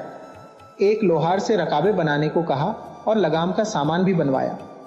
जब सारा सामान तैयार हो गया तो मैं उसे घोड़े पर सजाकर घोड़ा बादशाह के सामने ले गया। वह उस पर सवार हुआ तो उसे बहुत प्रसन्नता और संतोष हुआ। उसने मुझे बहुत इनाम इकराम दिया और पहले से भी अधिक मुझे मानने लगा। फिर मैंने बहुत सी जीनें और लगामें बनवाकर राज्य परिवार के सदस्यों, मंत्रियों आदि को दी। उन्होंने उनके बदले हजारों रुपए तथा अन्य बहुमूल्य वस्तुएं मुझे प्रदान की। राज दरबार में मेरा मान बढ़ा तो नगरवासी भी मेरा बहुत सम्मान करने लगे। एक दिन बादशाह ने मेरे साथ एकांत बातचीत की। वह बोला, मैं तुमसे बहुत प्रसन्न हूँ और तुम पर अधिकाधिक कृपा करना चाहता हूँ। मेरे दरबार के लोग और साधारण प्रजाजन भी तुम्हारी बुद्धिमत्ता के कारण तुम्हें बहुत मानते हैं। मैं चाहता हूँ कि तुम एक काम करो। मुझे पूर्ण विश्वास है कि जो मैं कहूँगा तुम उससे इनकार नहीं करोगे। मैंने कहा, आप जो भी आज्ञा करेंगे वह मेरे हित में होगी, क्योंकि आपकी मुझ पर कृपा रहती है। मैं क्यों आपकी आज्ञा का उल्लंघन करूंगा? उसने कहा, मैं चाहता हूं कि तुम स्थायी रूप से यहाँ बस जाओ और अपने देश जाने का विचार छोड़ दो। इसीलिए मैं यहाँ की एक सुंदर और सुशील कन्या से तुम्हारा विवाह करना चाहता हूँ। मैंने सहर्ष इसे स्वीकार किया। उसने एक अत्यंत रूपवती और गुणवती नवयौवना से मेरा विवाह करा दिया। मैं उसे पाकर बगदाद में बसे अपने परिवार को भूल सा गया। कुछ दिनों बाद मेरे पड़ोसी की पत्नी बीमार हो गई और कुछ दिन बाद मर गई। पड़ोसी से मेरी अच्छी दोस्ती थी, इसलिए मातम कुर्सी को उसके घर गया। वह आदमी अत्यंत शोक में डूबा था और उसके आंसू ही नहीं थमते थे। मैंने उसे समझाया कि वह धैर्य रखे, भगवान चाहेगा तो दूसरी शादी के बाद और अच्छा जीवन बीतेगा। उसने कहा, तुम कुछ नहीं जानते, इसीलिए ऐसी तसल्ली दे रहे हो। मैं तो 2-4 घंटे का ही मेहमान हूं। मैंने परेशान होकर उससे स्थिति स्पष्ट करने को कहा तो वह बोला, आज मुझे मृत पत्नी के साथ जीते जी दफन किया जाएगा। हमारे यहाँ बहुत पुराने जमाने से यह रस्म चली आ रही है कि पति मरता है तो पत्नी उसके साथ दफन कर दी जाती है, और पत्नी मरती है तो पति को उसके साथ गाड़ दिया जाता है। अब मेरी जान बचने की कोई सूरत ही नहीं है। यहाँ के निवासी एकमत होकर इस रिवाज को स्वीकार करते हैं। कोई इसके विरुद्ध कुछ नहीं कर सकता। इस भयंकर रिवाज की बात सुनते ही मेरे होश उड़ गए। मैं उसी समय से अपने बारे में चिंता करने लगा, क्योंकि मेरा भी विवाह हो चुका था। थोड़ी देर में उसके सगे संबंधी एकत्र हो गए। उन्होंने कफन आदि का प्रबंध किया। उन्होंने औरत की लाश को नहला धुलाकर बहुमूल्य वस्त्र पहनाए और एक खुली अर्थी पर रखकर ले चले। उसका पति भी शोक सूचक वस्त्र पहने रोता पीटता उनके पीछे चला। सब लोग एक बड़े पहाड़ पर पहुंचे। वहां पर उन्होंने एक बड़ी चट्टान हटाई तो उसके नीचे बड़ा गहरा और अंधेरा गड्ढा दिखाई दिया। सब लोगों ने रस्सी के द्वारा अर्थी को गड्ढे की तह तक उतार दिया। उसके बाद मृत स्त्री के पति को भी गड्ढे में उतार दिया। उन्होंने उसके साथ 7 रोटियां और जल से भरा पात्र भी रख दिया और उसे उतारने के बाद गड्ढे का मुंह चट्टान से बंद कर दिया। वह पहाड़ बहुत लंबा चौड़ा था। उसके दूसरी ओर समुद्र था और उस ओर का क्षेत्र दुर्गम और निर्जन था। चट्टान को यथावत रखकर और पति पत्नी के लिए शोक करके सब लोग वापस हुए। मैं बहुत ही डर गया था और सोचता था कि ऐसी अमानुषिक रीति जो दुनिया के किसी देश में नहीं है, यहाँ क्यों मानी जाती है। किंतु जिससे भी बात करता वह इस रिवाज का समर्थन करता और मेरी बात को गलत कहता था। यहाँ तक कि जब मैंने बादशाह से बात की तो उसने कहा, सिंदबाद, यह हमारे बुजुर्गों की बहुत पुरानी चलाई गई रस्म है। मैं अगर चाहूं भी तो इसे रोक नहीं सकता। यह रस्म मुझ पर भी लागू होती है। भगवान न करे अगर रानी का देहांत हो जाए तो मुझे भी उसके साथ जीते जी दफन कर दिया जाएगा। मैंने पूछा कि यह रस्म क्या उन अन्य देशवासियों पर भी लागू होती है जो यहाँ पर रहने लगे हैं? बादशाह मुस्कुराने लगा और बोला, यह रस्म देशी विदेशी सबके लिए है। इससे कोई व्यक्ति बाहर नहीं समझा जाता। इसके बाद मैं बहुत घबराया रहने लगा। मैं बराबर सोचता था कि कहीं मेरी पत्नी मर गई तो मुझे भी ऐसी भयानक मौत मरना पड़ेगा। मैं इसीलिए अपनी पत्नी के स्वास्थ्य की बहुत देखभाल करने लगा, किंतु ईश्वर की इच्छा कौन टाल सकता है। कुछ समय के बाद मेरी पत्नी सख्त बीमार हुई और कुछ दिनों में काल कवलित हो गई। मुझ पर दुख का पहाड़ टूट पड़ा। मैं सर पीटता था और कहता था कि मैं बेकार ही उस द्वीप से भागा। इस प्रकार जीते जी गाड़े जाने से कहीं अच्छा था कि नरभक्षी मुझे मार कर खा जाते। इतने में बादशाह अपने दरबारियों और सेवकों के साथ मेरे घर आया। नगर के अन्य प्रतिष्ठित व्यक्ति भी वहां एकत्र हो गए और उसे अर्थी पर रखकर लोग ले चले और उनके पीछे मैं भी रोता पीटता आंसू बहाता चला। दफन के पहाड़ पर पहुंचकर मैंने एक बार फिर अपने प्राण बचाने का प्रयत्न किया। मैंने बादशाह से कहा, स्वामी, मैं तो यहाँ का रहने वाला नहीं हूँ। मुझे ये कठोरतम दंड क्यों दिया जा रहा है? मुझ पर दया करके मुझे जीवन प्रदान कर दीजिए। मैं अकेला भी नहीं हूँ, मेरे देश में स्त्री बच्चे मौजूद हैं। उनका ख्याल करके मुझे छोड़ दीजिए। मैंने 1000 फरियाद की, किंतु बादशाह या अन्य किसी व्यक्ति को मुझ पर दया न आई। पहले मेरी पत्नी की अर्थी को गड्ढे में उतारा गया, फिर मुझे एक दूसरी अर्थी पर बिठाकर मेरे साथ रोटियां और पानी का घड़ा रखकर उतार दिया गया और गड्ढे पर चट्टान को वापस रख दिया गया। वह कंदरा लगभग 50 हाथ गहरी थी। उसमें उतरते ही वहां उठने वाली बदबू से, जो लाशों के सड़ने से पैदा हो रही थी, मेरा दिमाग फटने लगा। मैं अपनी अर्थी से उठकर दूर भागा। मैं चीख चीख कर रोने लगा और अपने भाग्य को कोसने लगा। मैं कहता था, भगवान जो करता है उसे अच्छा ही कहा जाता है, जाने मेरे इस दुर्भाग्य में क्या अच्छाई है। मैं 3 यात्रा के कष्टों और खतरों से भी चैतन्य नहीं हुआ और फिर मरने के लिए चौथी यात्रा पर चला आया। अब तो यहां से निकलने का कोई रास्ता ही नहीं है। इसी प्रकार मैं घंटों रोता रहा, किंतु सुख हो या दुख, मनुष्य को भूख तो सताती ही है। मैं नाक मुंह बंद करके अपनी अर्थी पर पहुंचा और थोड़ी रोटी खाकर पानी पिया। कुछ दिनों इस तरह जिया। रोटियां खत्म हो गईं तो सोचा कि अब तो भूखा मरना ही है। इतने में ऊपर उजाला हुआ। ऊपर की चट्टान खोलकर लोगों ने एक मृत पुरुष और उसके साथ उसकी विधवा को गड्ढे में उतार दिया। जब लोग चट्टान बंद कर चुके तो मैंने एक मुर्दे की पांव की हड्डी उठाई और चुपचाप पीछे से आकर स्त्री के सिर पर उसे इतनी जोर से मारा कि वह गश खाकर गिर पड़ी। मैंने लगातार चोटें करके उसे मार डाला और साथ रखी हुई रोटियां और पानी लेकर अपने कोने में चला गया। 2-4 दिन बाद एक आदमी को उसकी मृत पत्नी के साथ उतारा गया। मैंने पहले की तरह आदमी को खत्म करके उसकी रोटियां और पानी ले लिया। मेरे भाग्य से नगर में महामारी पड़ी और रोज 2-1 लाशें और उसके साथ जीवित व्यक्ति आने लगे, जिन्हें मारकर मैं उनकी रोटियां ले लेता। एक दिन मैंने वहां ऐसी आवाज सुनी जैसे कोई सांस ले रहा हो। वहां अंधेरा तो इतना रहता था कि दिन रात का पता नहीं चलता था। मैंने आवाज ही पर ध्यान दिया तो सांस के साथ पांवों की भी हल्की आहट आई। मैं उठा तो मालूम हुआ कि कोई चीज एक तरफ दौड़ रही है। मैं भी उसके पीछे दौड़ा। कुछ देर इसी प्रकार दौड़ने के बाद मुझे दूर एक तारे जैसी चमक दिखाई दी जो झिलमिला सी रही थी। मैंने उस तरफ दौड़ना आरंभ किया तो देखा कि एक इतना बड़ा छेद है जिसमें से मैं बाहर जा सकता हूँ। वास्तव में मैं पहाड़ के दूसरी ओर के ढाल पर निकल आया था।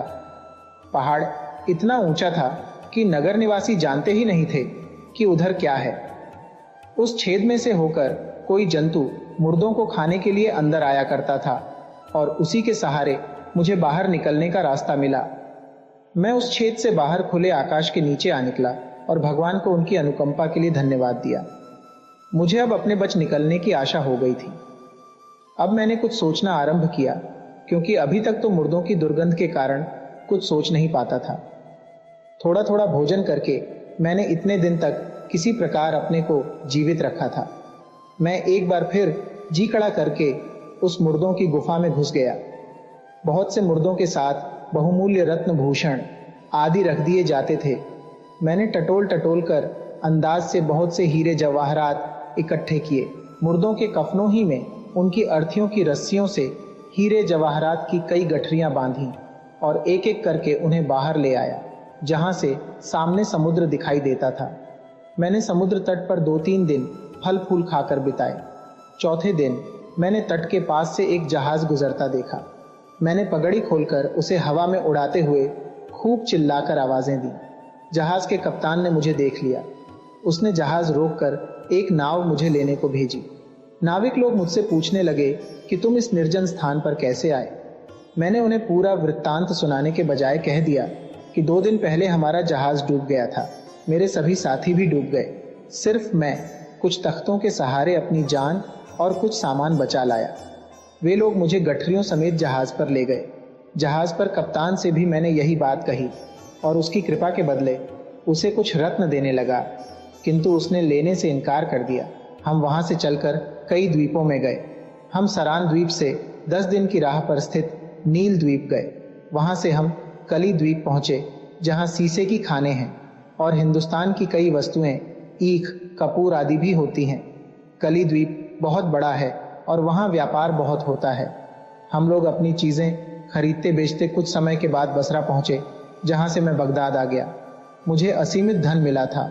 मैंने कई मस्जिदें आदि बनवाई और आनंद पूर्वक रहने लगा।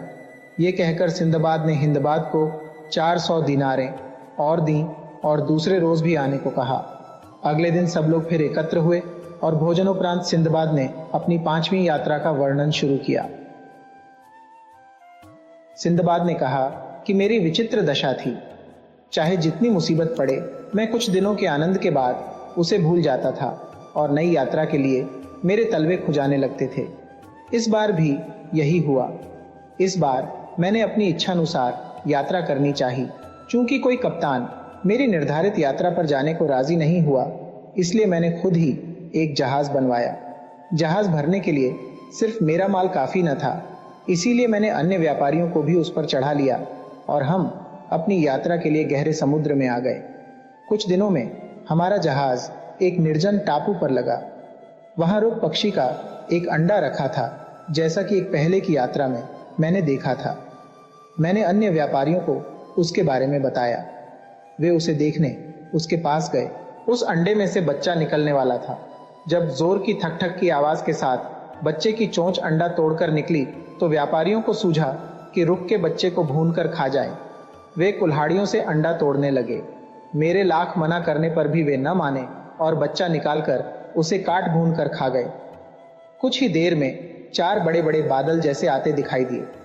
मैंने पुकार कर कहा कि जल्दी से जहाज पर चलो, रुक पक्षी आ रहे हैं। हम जहाज पर पहुंचे ही थे कि बच्चे के माता पिता वहां आ गए और अंडे को टूटा और बच्चे को मरा देखकर क्रोध में भयंकर चीत्कार करने लगे। कुछ देर में वे उड़कर चले गए।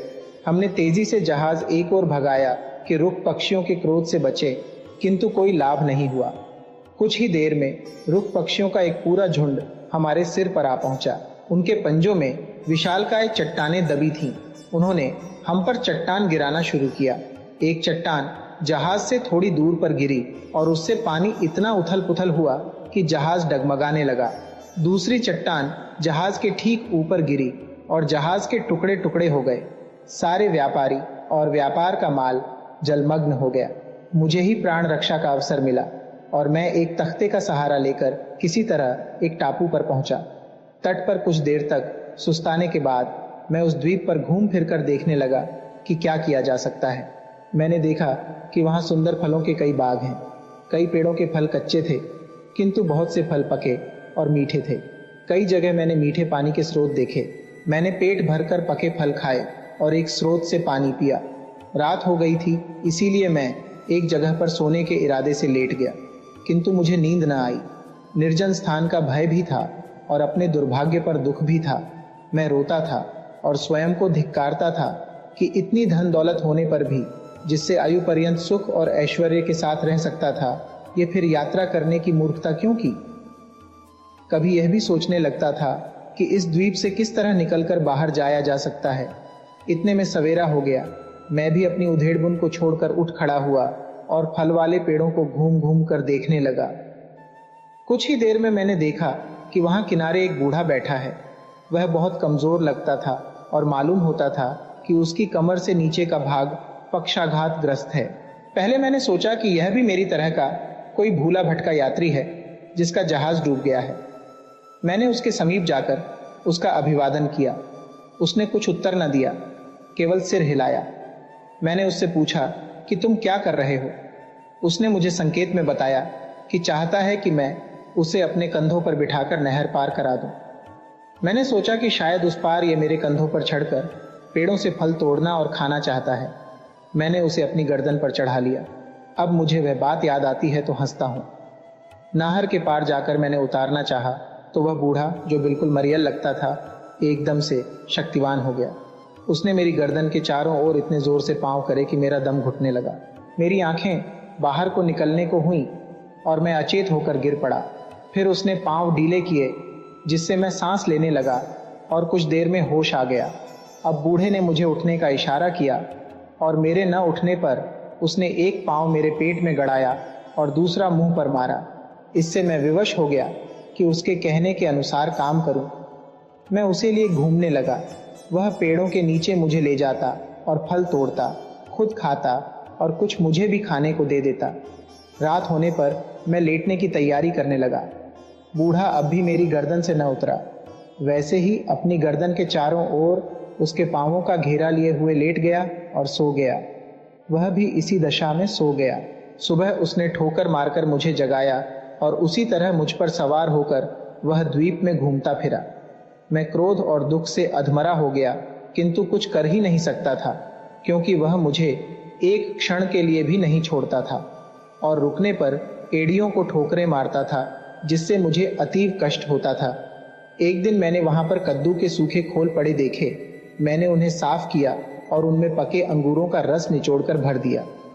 कुछ दिनों बाद फिर घूमता हुआ वहां गया तो देखा कि रस से खमीर उठ गया है और वह मदिरा बन गया है। मैं बहुत कमजोर हो गया था, इसीलिए स्वयं को शक्ति देने का यह उपाय किया था। मैंने थोड़ी सी शराब पी और मुझ में शक्ति आ गई। मैं तेजी से चलने लगा और गाने भी लगा। बूढ़े को यह देखकर आश्चर्य हुआ। उसने इशारे से एक कद्दू की शराब देने के लिए कहा। मैं तो 2-4 घूंट ही लेता था। उसे थोड़ी मदिरा पीकर आनंद आया तो वह एकदम से पूरे कद्दू की शराब पी गया। इससे उसे तेज नशा चढ़ आया। वह गाने लगा और झूमने और डगमगाने लगा। जब मेरी गर्दन पर उसकी पकड़ ढीली हो गई तो मैंने उसे पृथ्वी पर पटक दिया। उसके गिरते ही मैंने एक पत्थर से उसका सिर कुचल कुचल कर उसे मार डाला। मुझे उसी पकड़ से छूटकर बड़ा सुख मिला और मैं समुद्र तट पर आ गया। संयोग से उसी समय एक जहाज के कुछ लोग जहाज में मीठा पानी भरने उस द्वीप में उतरे। उन्हें मेरी कहानी सुनकर बड़ा आश्चर्य हुआ। उन्होंने कहा, क्या तुम सचमुच इस बूढ़े के हाथ पड़े थे? उसने तो न जाने कितनों को इसी तरह दौड़ाकर और गला घोंट कर मार डाला है। उसके हाथ से कोई नहीं बचा। तुम वास्तव में बहुत भाग्यशाली हो। इस द्वीप के अंदर कोई नहीं जाता, सभी इससे भय खाते हैं। फिर वे मुझे अपने जहाज पर ले आए। कप्तान ने भी मेरा हाल सुनकर मुझ पर दया की और बगैर किराए की पूरी सुविधा के साथ मुझे ले चला। यात्रा के दौरान एक बड़े व्यापारी से मेरी गहरी मित्रता हो गई। एक अन्य द्वीप पर पहुंचकर उस व्यापारी ने अपने कई नौकर जमीन पर भेजे और मुझे एक टोकरा देकर कहा कि इनके साथ चले जाओ और जैसा यह करें वैसा ही तुम भी करना और इनसे अलग ना होना, वरना बड़ी मुसीबत में फंस जाओगे। मैं सब आदमियों के साथ टापू पर उतर गया। द्वीप पर नारियल के बहुत से पेड़ थे, किंतु वे इतने ऊंचे थे कि उन पर चढ़ना असंभव लगता था। वहां बहुत से बंदर भी थे। वे हमारे डर से तुरंत पेड़ों पर चढ़ गए। अब मेरे साथियों ने यह किया कि ढेले पत्थर जमा किए और बंदरों पर फेंकने लगे। मैंने भी ऐसे ही किया। बंदर क्रोध में आकर नारियल तोड़ तोड़कर हम लोगों के सिरों पर फेंकने लगे। कुछ ही देर में सारी जमीन पर नारियल बिछ गए। हम लोगों ने नारियलों से टोकरे भरे। मैं इस प्रकार नारियल प्राप्त होने पर आश्चर्य में पड़ गया। फिर मैं उन लोगों के साथ शहर में आया जहां नारियल अच्छे दामों में बिक गए। व्यापारी ने नारियलों की कीमत में मेरा हिस्सा मुझे देकर कहा कि तुम रोज इसी तरह जाकर नारियल जमा किया करो और उनसे जो पैसा मिले उसे बचाते जाओ।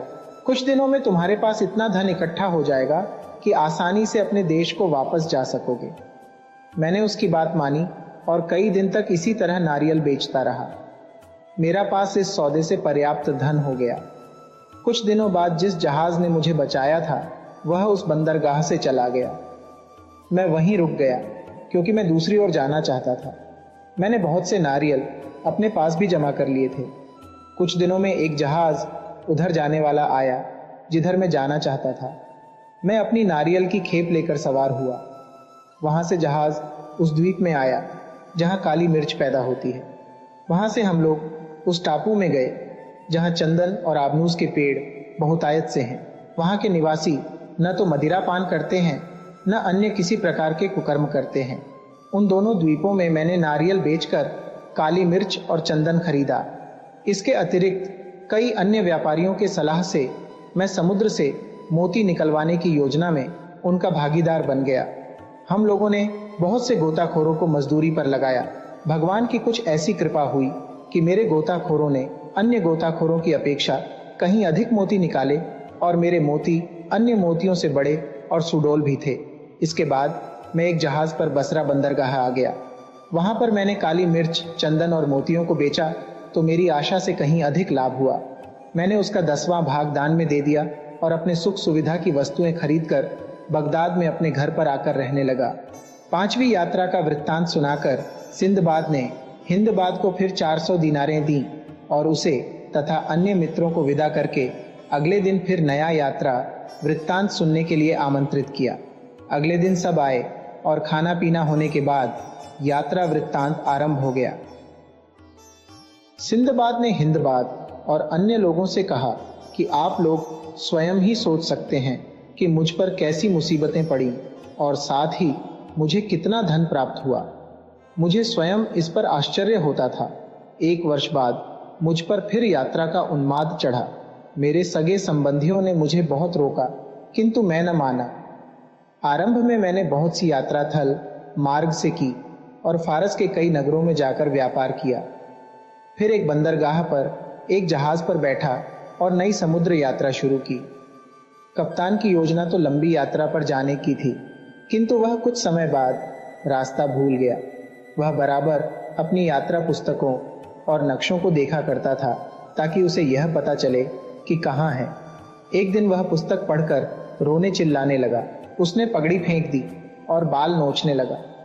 हमने पूछा कि तुम्हें यह क्या हो गया है, तो उसने कुछ देर में बताया कि यहाँ एक समुद्री धारा हमें एक ओर लिए जाती है। वह हमें एक तट पर ऐसा पटकेगी कि हमारा जहाज टूट जाएगा और हम सब उसी तट पर मर जाएंगे। यह कहकर उसने जहाज के पाल उतरवा दिए। उससे कुछ न हुआ। धारा के वेग से उछलकर जहाज पहाड़ी से टकराया और शीशे की तरह बिखर गया। चूंकि तट ही पर यह हुआ था, इसीलिए हम लोग खाद्य सामग्री और अन्य सामान किनारे पर ले आए। कप्तान ने कहा, भाग्य पर किसी का वश नहीं है। अब हम सब लोग एक दूसरे के गले लगकर रो लें और अपनी अपनी कब्रें खोद लें, क्योंकि यहाँ से कोई बचकर नहीं गया है। ये सुनकर हम लोग एक दूसरे के गले लगकर रोने लगे, क्योंकि हमने देखा कि किनारे पर दूर दूर तक जहाज़ों के टुकड़े और मानव कंकाल बिखरे पड़े थे। मालूम होता था कि हजारों यात्री वहां आकर मर गए हैं। चारों ओर उनके व्यापार की वस्तुएं बिखरी पड़ी थी। उस पहाड़ पर बिल्लौर और लाल की खदान थी। पास ही कई नदियां एक स्थान पर मिलकर एक गुफा के अंदर जाती थीं। उस पहाड़ से राल टपककर समुद्र में गिरती थी और मछलियां उसे खाकर कुछ समय बाद उसे उगल देती थीं। वही अभ्रक बन जाती थी। उस अभ्रक के ढेर भी वहां थे। समुद्र में समुद्री धारा से बचना इसीलिए असंभव था कि पहाड़ की ऊंचाई के कारण जहाजों को विपरीत दिशा में खींच ले जाने वाली तेज हवा रुक जाती थी। पहाड़ इतना ऊंचा था कि उस पर चढ़कर दूसरी ओर जा निकलना भी असंभव था। हम लोग अपने दुर्भाग्य पर रोते रहे और अपनी मृत्यु की प्रतीक्षा करते रहे। जहाज पर से लाया हुआ खाना हमने बराबर बांट लिया। हम में से जो भी मरता, बाकी लोग कब्र खोदकर उसे दफन कर देते थे। मैं ही सबसे अधिक मुर्दे गाढ़ा करता और उनका बचा हुआ भोजन ले लेता। इस प्रकार मेरे पास खाद्य सामग्री काफी हो गई। धीरे धीरे मेरे सभी साथी मर गए। अकेला रह जाने के कारण मैं और भी दुखी हुआ। मैंने भी अपनी कब्र खोद ली ताकि मरने का समय आए तो उसमें जा लेटूं। मैं रात दिन अपने को धिक्कारता था कि घर पर इतना सुख का जीवन छोड़कर यहाँ मंदगामी मौत मरने के लिए क्यों आया, किंतु पछताने से क्या होना था। भगवान की दया से एक रात अचानक एक विचार मेरे मन में आया। मैंने सोचा कि नदियां मिलकर एक बड़ी नदी के रूप में जब खोह के अंदर बहती ही जाती है, तो खोह के बाद कहीं और निकलती भी होंगी। इसीलिए मैंने सोचा कि किसी तरह इस नदी के सहारे ही किसी देश में जा निकलूं। किनारे पर 20 जहाज टूटे पड़े थे। मैंने तख्तों को जोड़ झाड़ कर एक नाव बनाई। मैंने सोचा कि किनारे पर तो मरना निश्चित ही है, नदी में जाने पर भी अधिक से अधिक मौत ही होगी और हो सकता है कि बच ही जाऊं। बचने की आशा में मैंने नाव पर खाद्य सामग्री के अलावा वहां पड़े हुए असंख्य रत्नों और मृत यात्रियों के बिखरे हुए सामान की बहुमूल्य वस्तुओं में से चुन चुन कर चीजें जमा की और उनकी कई गठरियां बनाई। नाव को नदी के किनारे लाकर मैंने उसके दोनों ओर गठरियां रखी ताकि नाव बहुत हल्की भी ना रहे और संतुलित भी रहे। यह करने के बाद मैंने डांट संभाली और ईश्वर का नाम लेकर नदी में नाव छोड़ दी। नाव गुफा में गई तो बिल्कुल अंधेरे में आ गई। मुझे दिखाई न देता था। नाव को कभी धारा पर छोड़कर सुस्ताने लगता, कभी खेने लगता। कहीं कहीं गुफा की छत इतनी नीचे थी कि मेरे सिर पर टकराती थी। अपने पास जो मैंने रख लिया था उसमें से बहुत थोड़ा थोड़ा खाता था ताकि जीवित भर रह सकूं। कुछ समय के बाद मुझ पर निद्रा का ऐसा प्रकोप हुआ कि मैं सो गया तो घंटों तक सोता रहा। जब जागा तो देखा कि नाव खुले में नगर के समीप नदी के तट पर बंधी हुई है।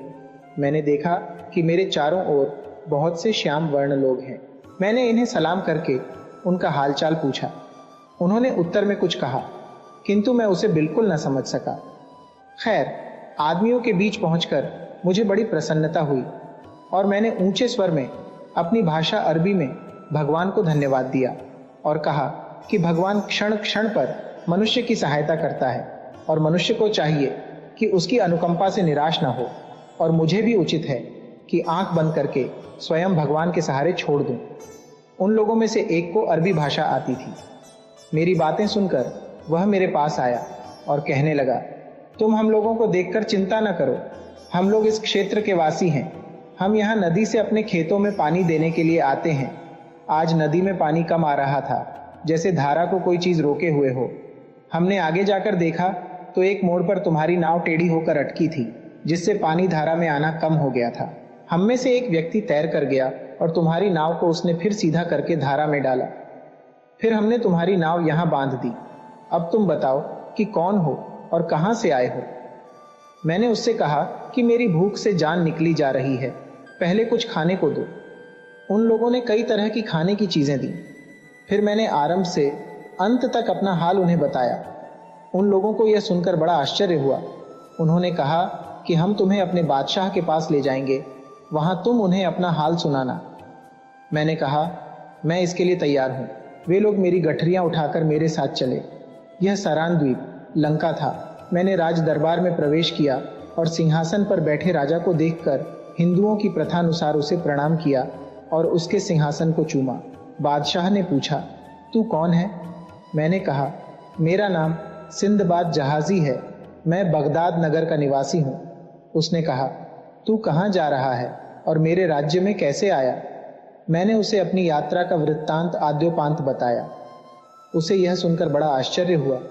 उसने आज्ञा दी कि सिंदबाद के जीवन का वृत्तांत लिख लिया जाए, बल्कि सोने के पानी से लिखा जाए, ताकि यह हमारे यहाँ के इतिहास की तथा अन्य ज्ञानवर्धक पुस्तकों में भी जगह पर सके। उसने मेरी गठरियां खोलने की आज्ञा दी। उनमें के बहुमूल्य रत्नों तथा चंदनादि अन्य वस्तुओं को देखकर उसे और भी आश्चर्य हुआ।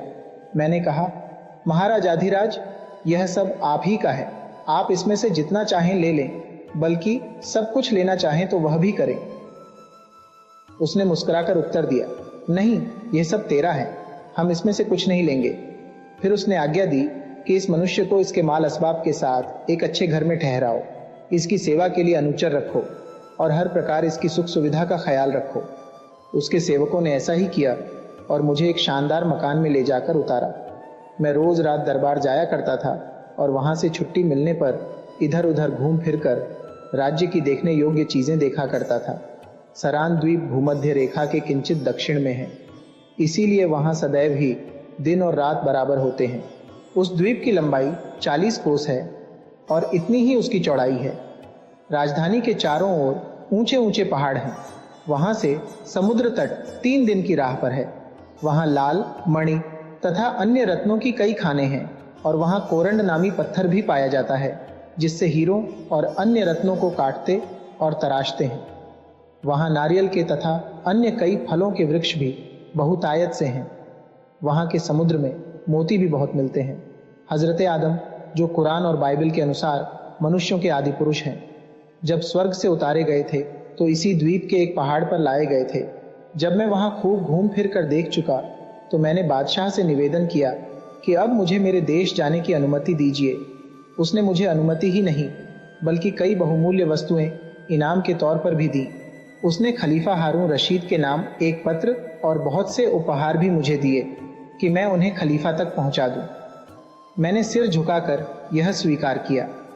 बादशाह ने मेरे ले जाने के लिए एक मजबूत जहाज का प्रबंध किया और कप्तान और खलासियों को ताकीद की कि सिंदबाद को बड़े सम्मान से उसके देश में पहुंचाना, रास्ते में इसे किसी प्रकार की असुविधा न हो।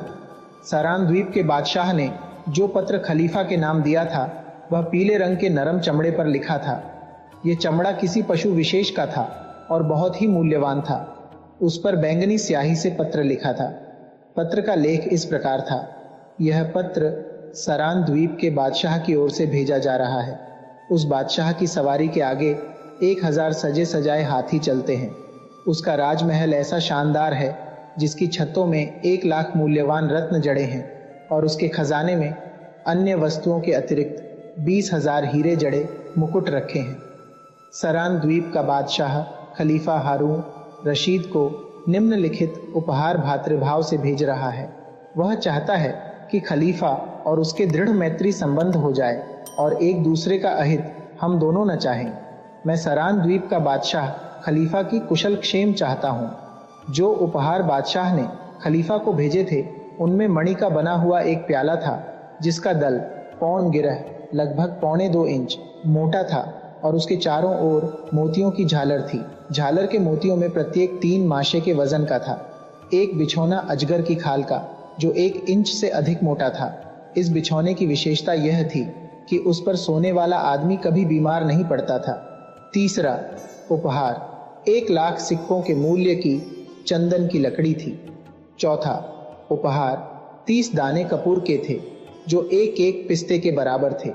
पांचवा उपहार एक दासी थी जो अत्यंत ही रूपवती थी और अति मूल्यवान वस्त्राभूषणों से सुसज्जित थी।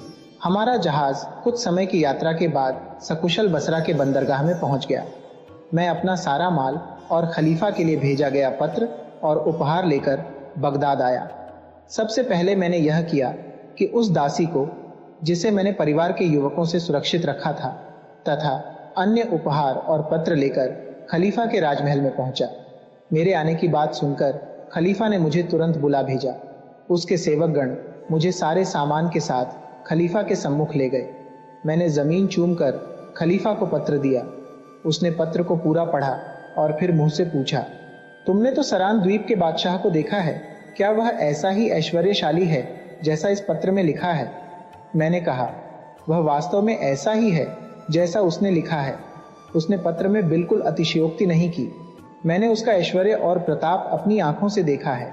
उसके राजमहल की शान शौकत का शब्दों में वर्णन नहीं हो सकता। जब वह कहीं जाता है तो सारे मंत्री और सामंत अपने अपने हाथियों पर सवार होकर उसके आगे पीछे चलते हैं। उसके अपने हाथी के हौदे के सामने अंगरक्षक सुनहरे काम के बर्छे लिए चलते हैं और पीछे सेवक मोरछल हिलाता रहता है।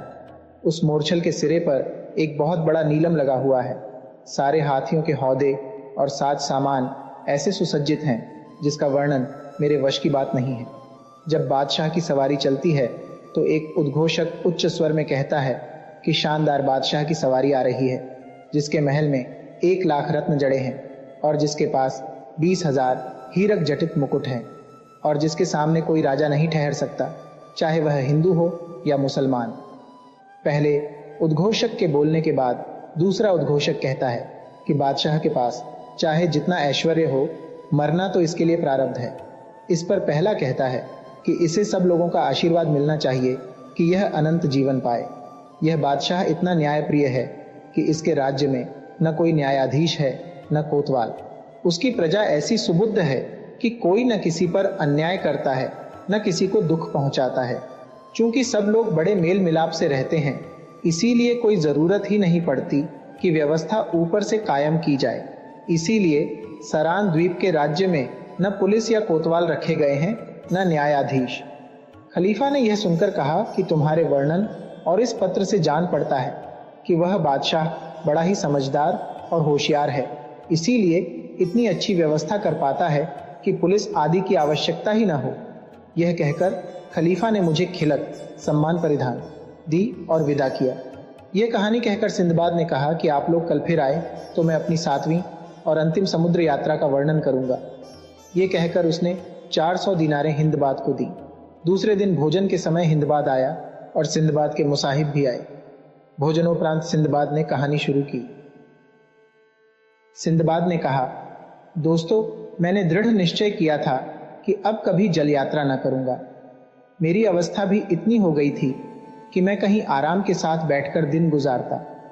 इसीलिए मैं अपने घर में आनंद पूर्वक रहने लगा।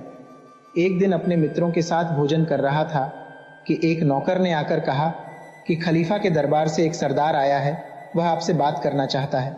मैं भोजन करके बाहर गया तो सरदार ने मुझसे कहा कि खलीफा ने तुम्हें बुलाया है। मैं तुरंत खलीफा के दरबार को चल पड़ा।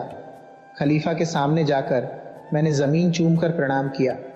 खलीफा ने कहा, सिंदबाद, मैं चाहता हूँ कि सरान द्वीप के बादशाह के पत्र के उत्तर में पत्र भेजूं और उसके उपहारों के बदले उपहार भेजूं।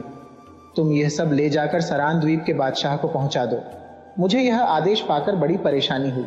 मैंने हाथ जोड़कर कहा, हे समस्त मुसलमानों के अधिपति, मुझ में आपकी आज्ञा का उल्लंघन करने का साहस तो नहीं है, किंतु मैंने समुद्र की कई यात्राएं की हैं और हर एक में ऐसे ऐसे जानलेवा कष्ट झेले हैं कि अब दृढ़ निश्चय किया है कि कभी जहाज पर पांव नहीं रखूंगा। यह कहकर मैंने खलीफा को संक्षेप में अपनी 6 यात्राओं की विपदा सुनाई। खलीफा को यह सब सुनकर आश्चर्य बहुत हुआ, किंतु उसने अपना निर्णय न बदला। उसने कहा, वास्तव में तुम पर बड़े कष्ट पड़े हैं, लेकिन मेरे कहने से एक बार और यात्रा करो, क्योंकि इस काम को तुम्हारे अतिरिक्त कोई नहीं कर सकता। फिर तुम कभी यात्रा न करना। मैंने देखा कि खलीफा अपने निश्चय से हटने वाला नहीं है और तर्क वितर्क से कोई लाभ न होगा, इसीलिए मैंने यात्रा पर जाना स्वीकार कर लिया। खलीफा ने मुझे राह खर्च के लिए 4000 दीनार देने को कहा और कहा कि तुम तुरंत ही अपने घर जाओ और घर की व्यवस्था ठीक करके यात्रा की तैयारी शुरू कर दो। मैं घर जाकर अपने काम काज को समेटने लगा और यात्रा के लिए तैयारी करके कुछ दिनों के बाद खलीफा के दरबार में जा पहुंचा। मुझे खलीफा के सामने हाजिर किया गया। मैंने रीति के अनुसार धरती चूमकर खलीफा को प्रणाम किया। खलीफा मुझे देखकर प्रसन्न हुआ और उसने मेरी कुशल क्षेम पूछी। मैंने भगवान की अनुकंपा और खलीफा की दया की प्रशंसा की। खलीफा ने मुझे 4000 दीनार यात्रा व्यय के लिए दिलाए। मैं खलीफा की आज्ञानुसार उसके दिए हुए उपहार लेकर बसरा बंदरगाह पर आया और वहां से एक जहाज लेकर सरान द्वीप को चल दिया। यात्रा निर्विघ्न समाप्त हुई। मैं सूचना देकर सरान द्वीप के बादशाह के सामने गया और अपना परिचय दिया। उसने कहा, हाँ सिंदबाद, मैंने तुम्हें पहचान लिया। तुम कुशल मंगल से तो हो।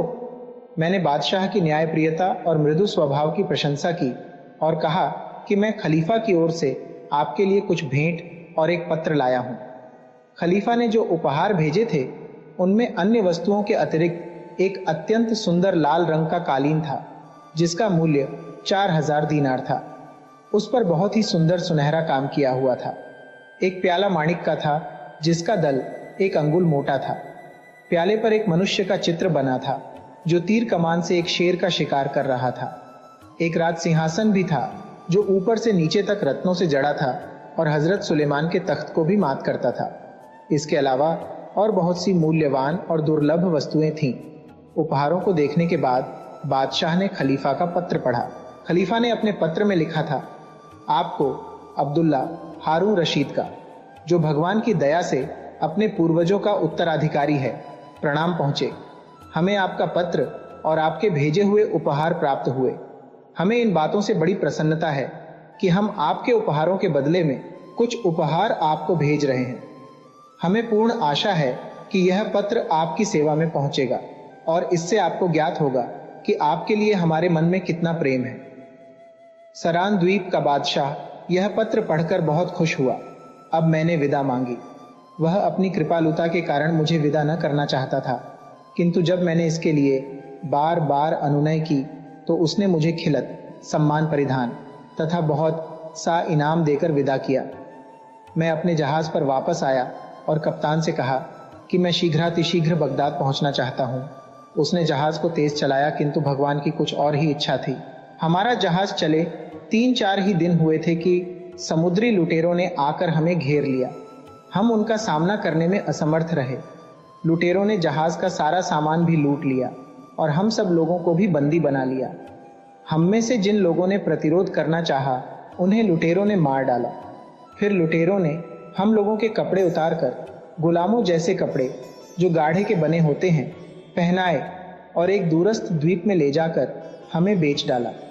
मुझे एक मालदार व्यापारी ने खरीद लिया। उसने अपने घर ले जाकर मुझे अपने गुलामों जैसे कपड़े पहनाए और मुझे खाने पीने को दिया। वह यह तो जानता नहीं था कि मैं कौन हूं और क्या करता हूं। उसने एक दिन मुझसे पूछा कि तुम्हें कोई काम आता है या नहीं। तब मैंने बताया कि मेरा धंधा व्यापार का था और समुद्री लुटेरों ने हमारा जहाज लूट लिया और हम लोगों को गुलाम बनाकर बेच दिया। मालिक ने पूछा कि तुम्हें तीर चलाना आता है या नहीं।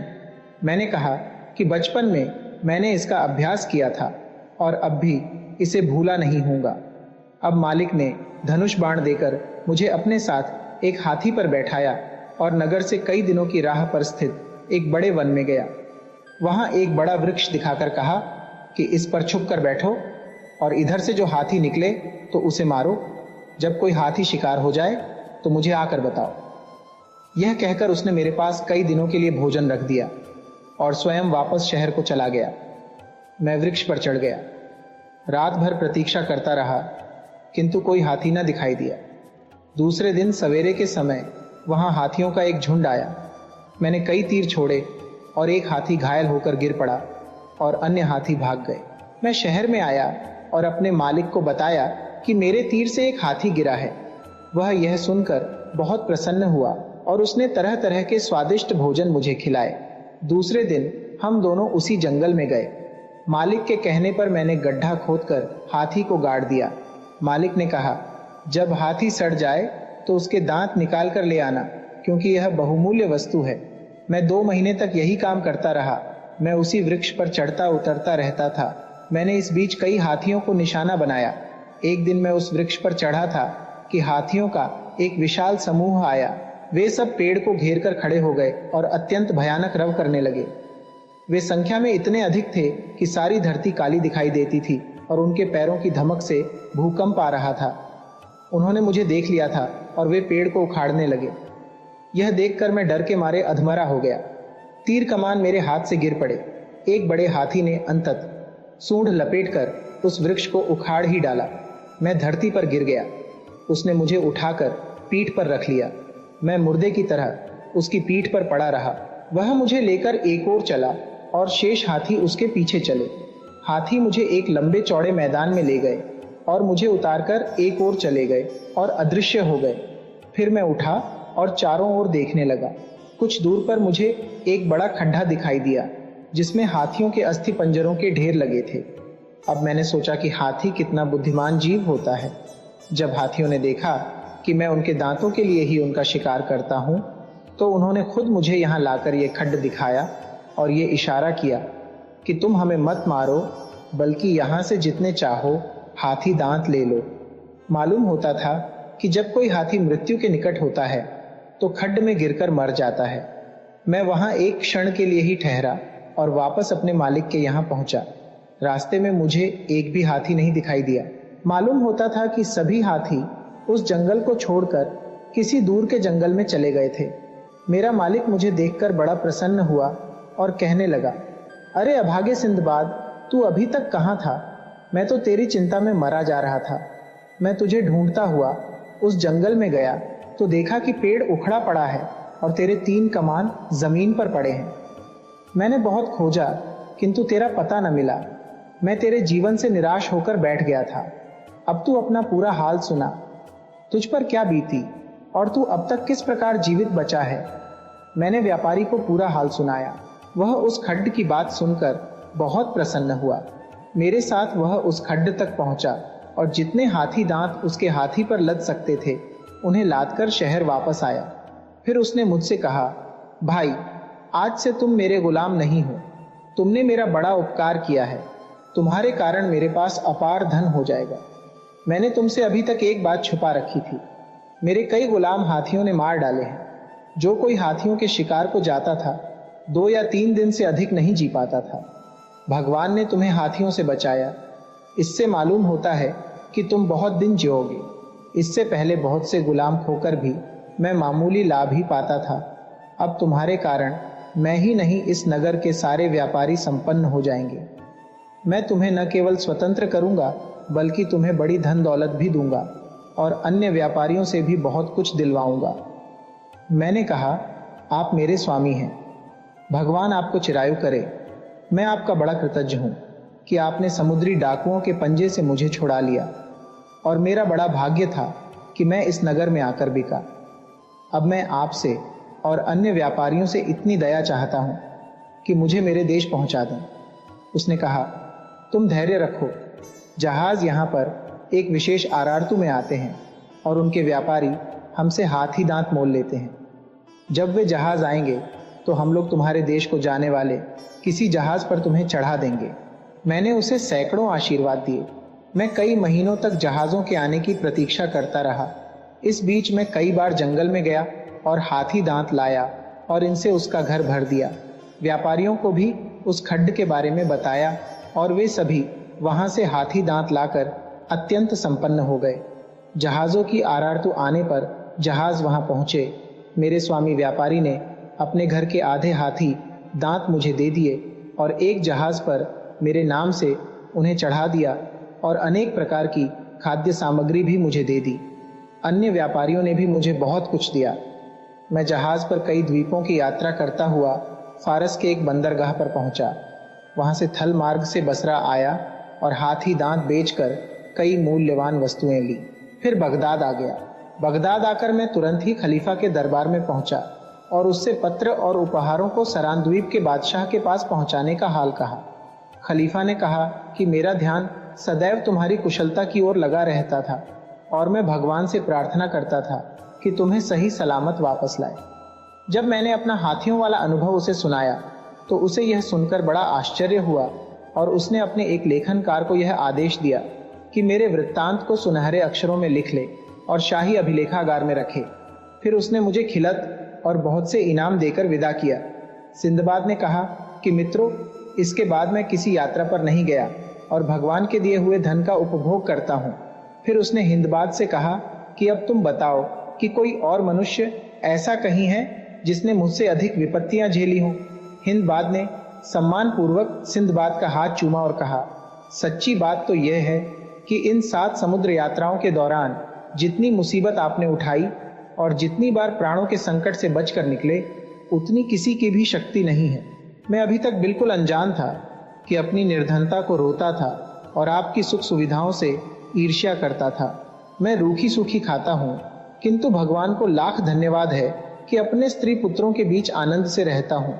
ऐसी कोई विपत्ति मुझ पर नहीं आई जैसी विपत्तियां आपने उठाई हैं। वास्तव में जो सुख आप भोग रहे हैं, आप उससे अधिक के अधिकारी हैं। भगवान करें आप सदैव इसी प्रकार ऐश्वर्यवान और सुखी रहें। सिंदबाद ने हिंदबाद को 400 दीनारें और दी और उससे कहा कि तुम अब मेहनत मजदूरी करना छोड़ दो और मेरे मुसाहिब हो जाओ। मैं सारी उम्र तुम्हारे स्त्री बच्चों का भरण पोषण करूंगा। हिंदबाद ने ऐसा ही किया और सारी आयु आनंद से बिताई।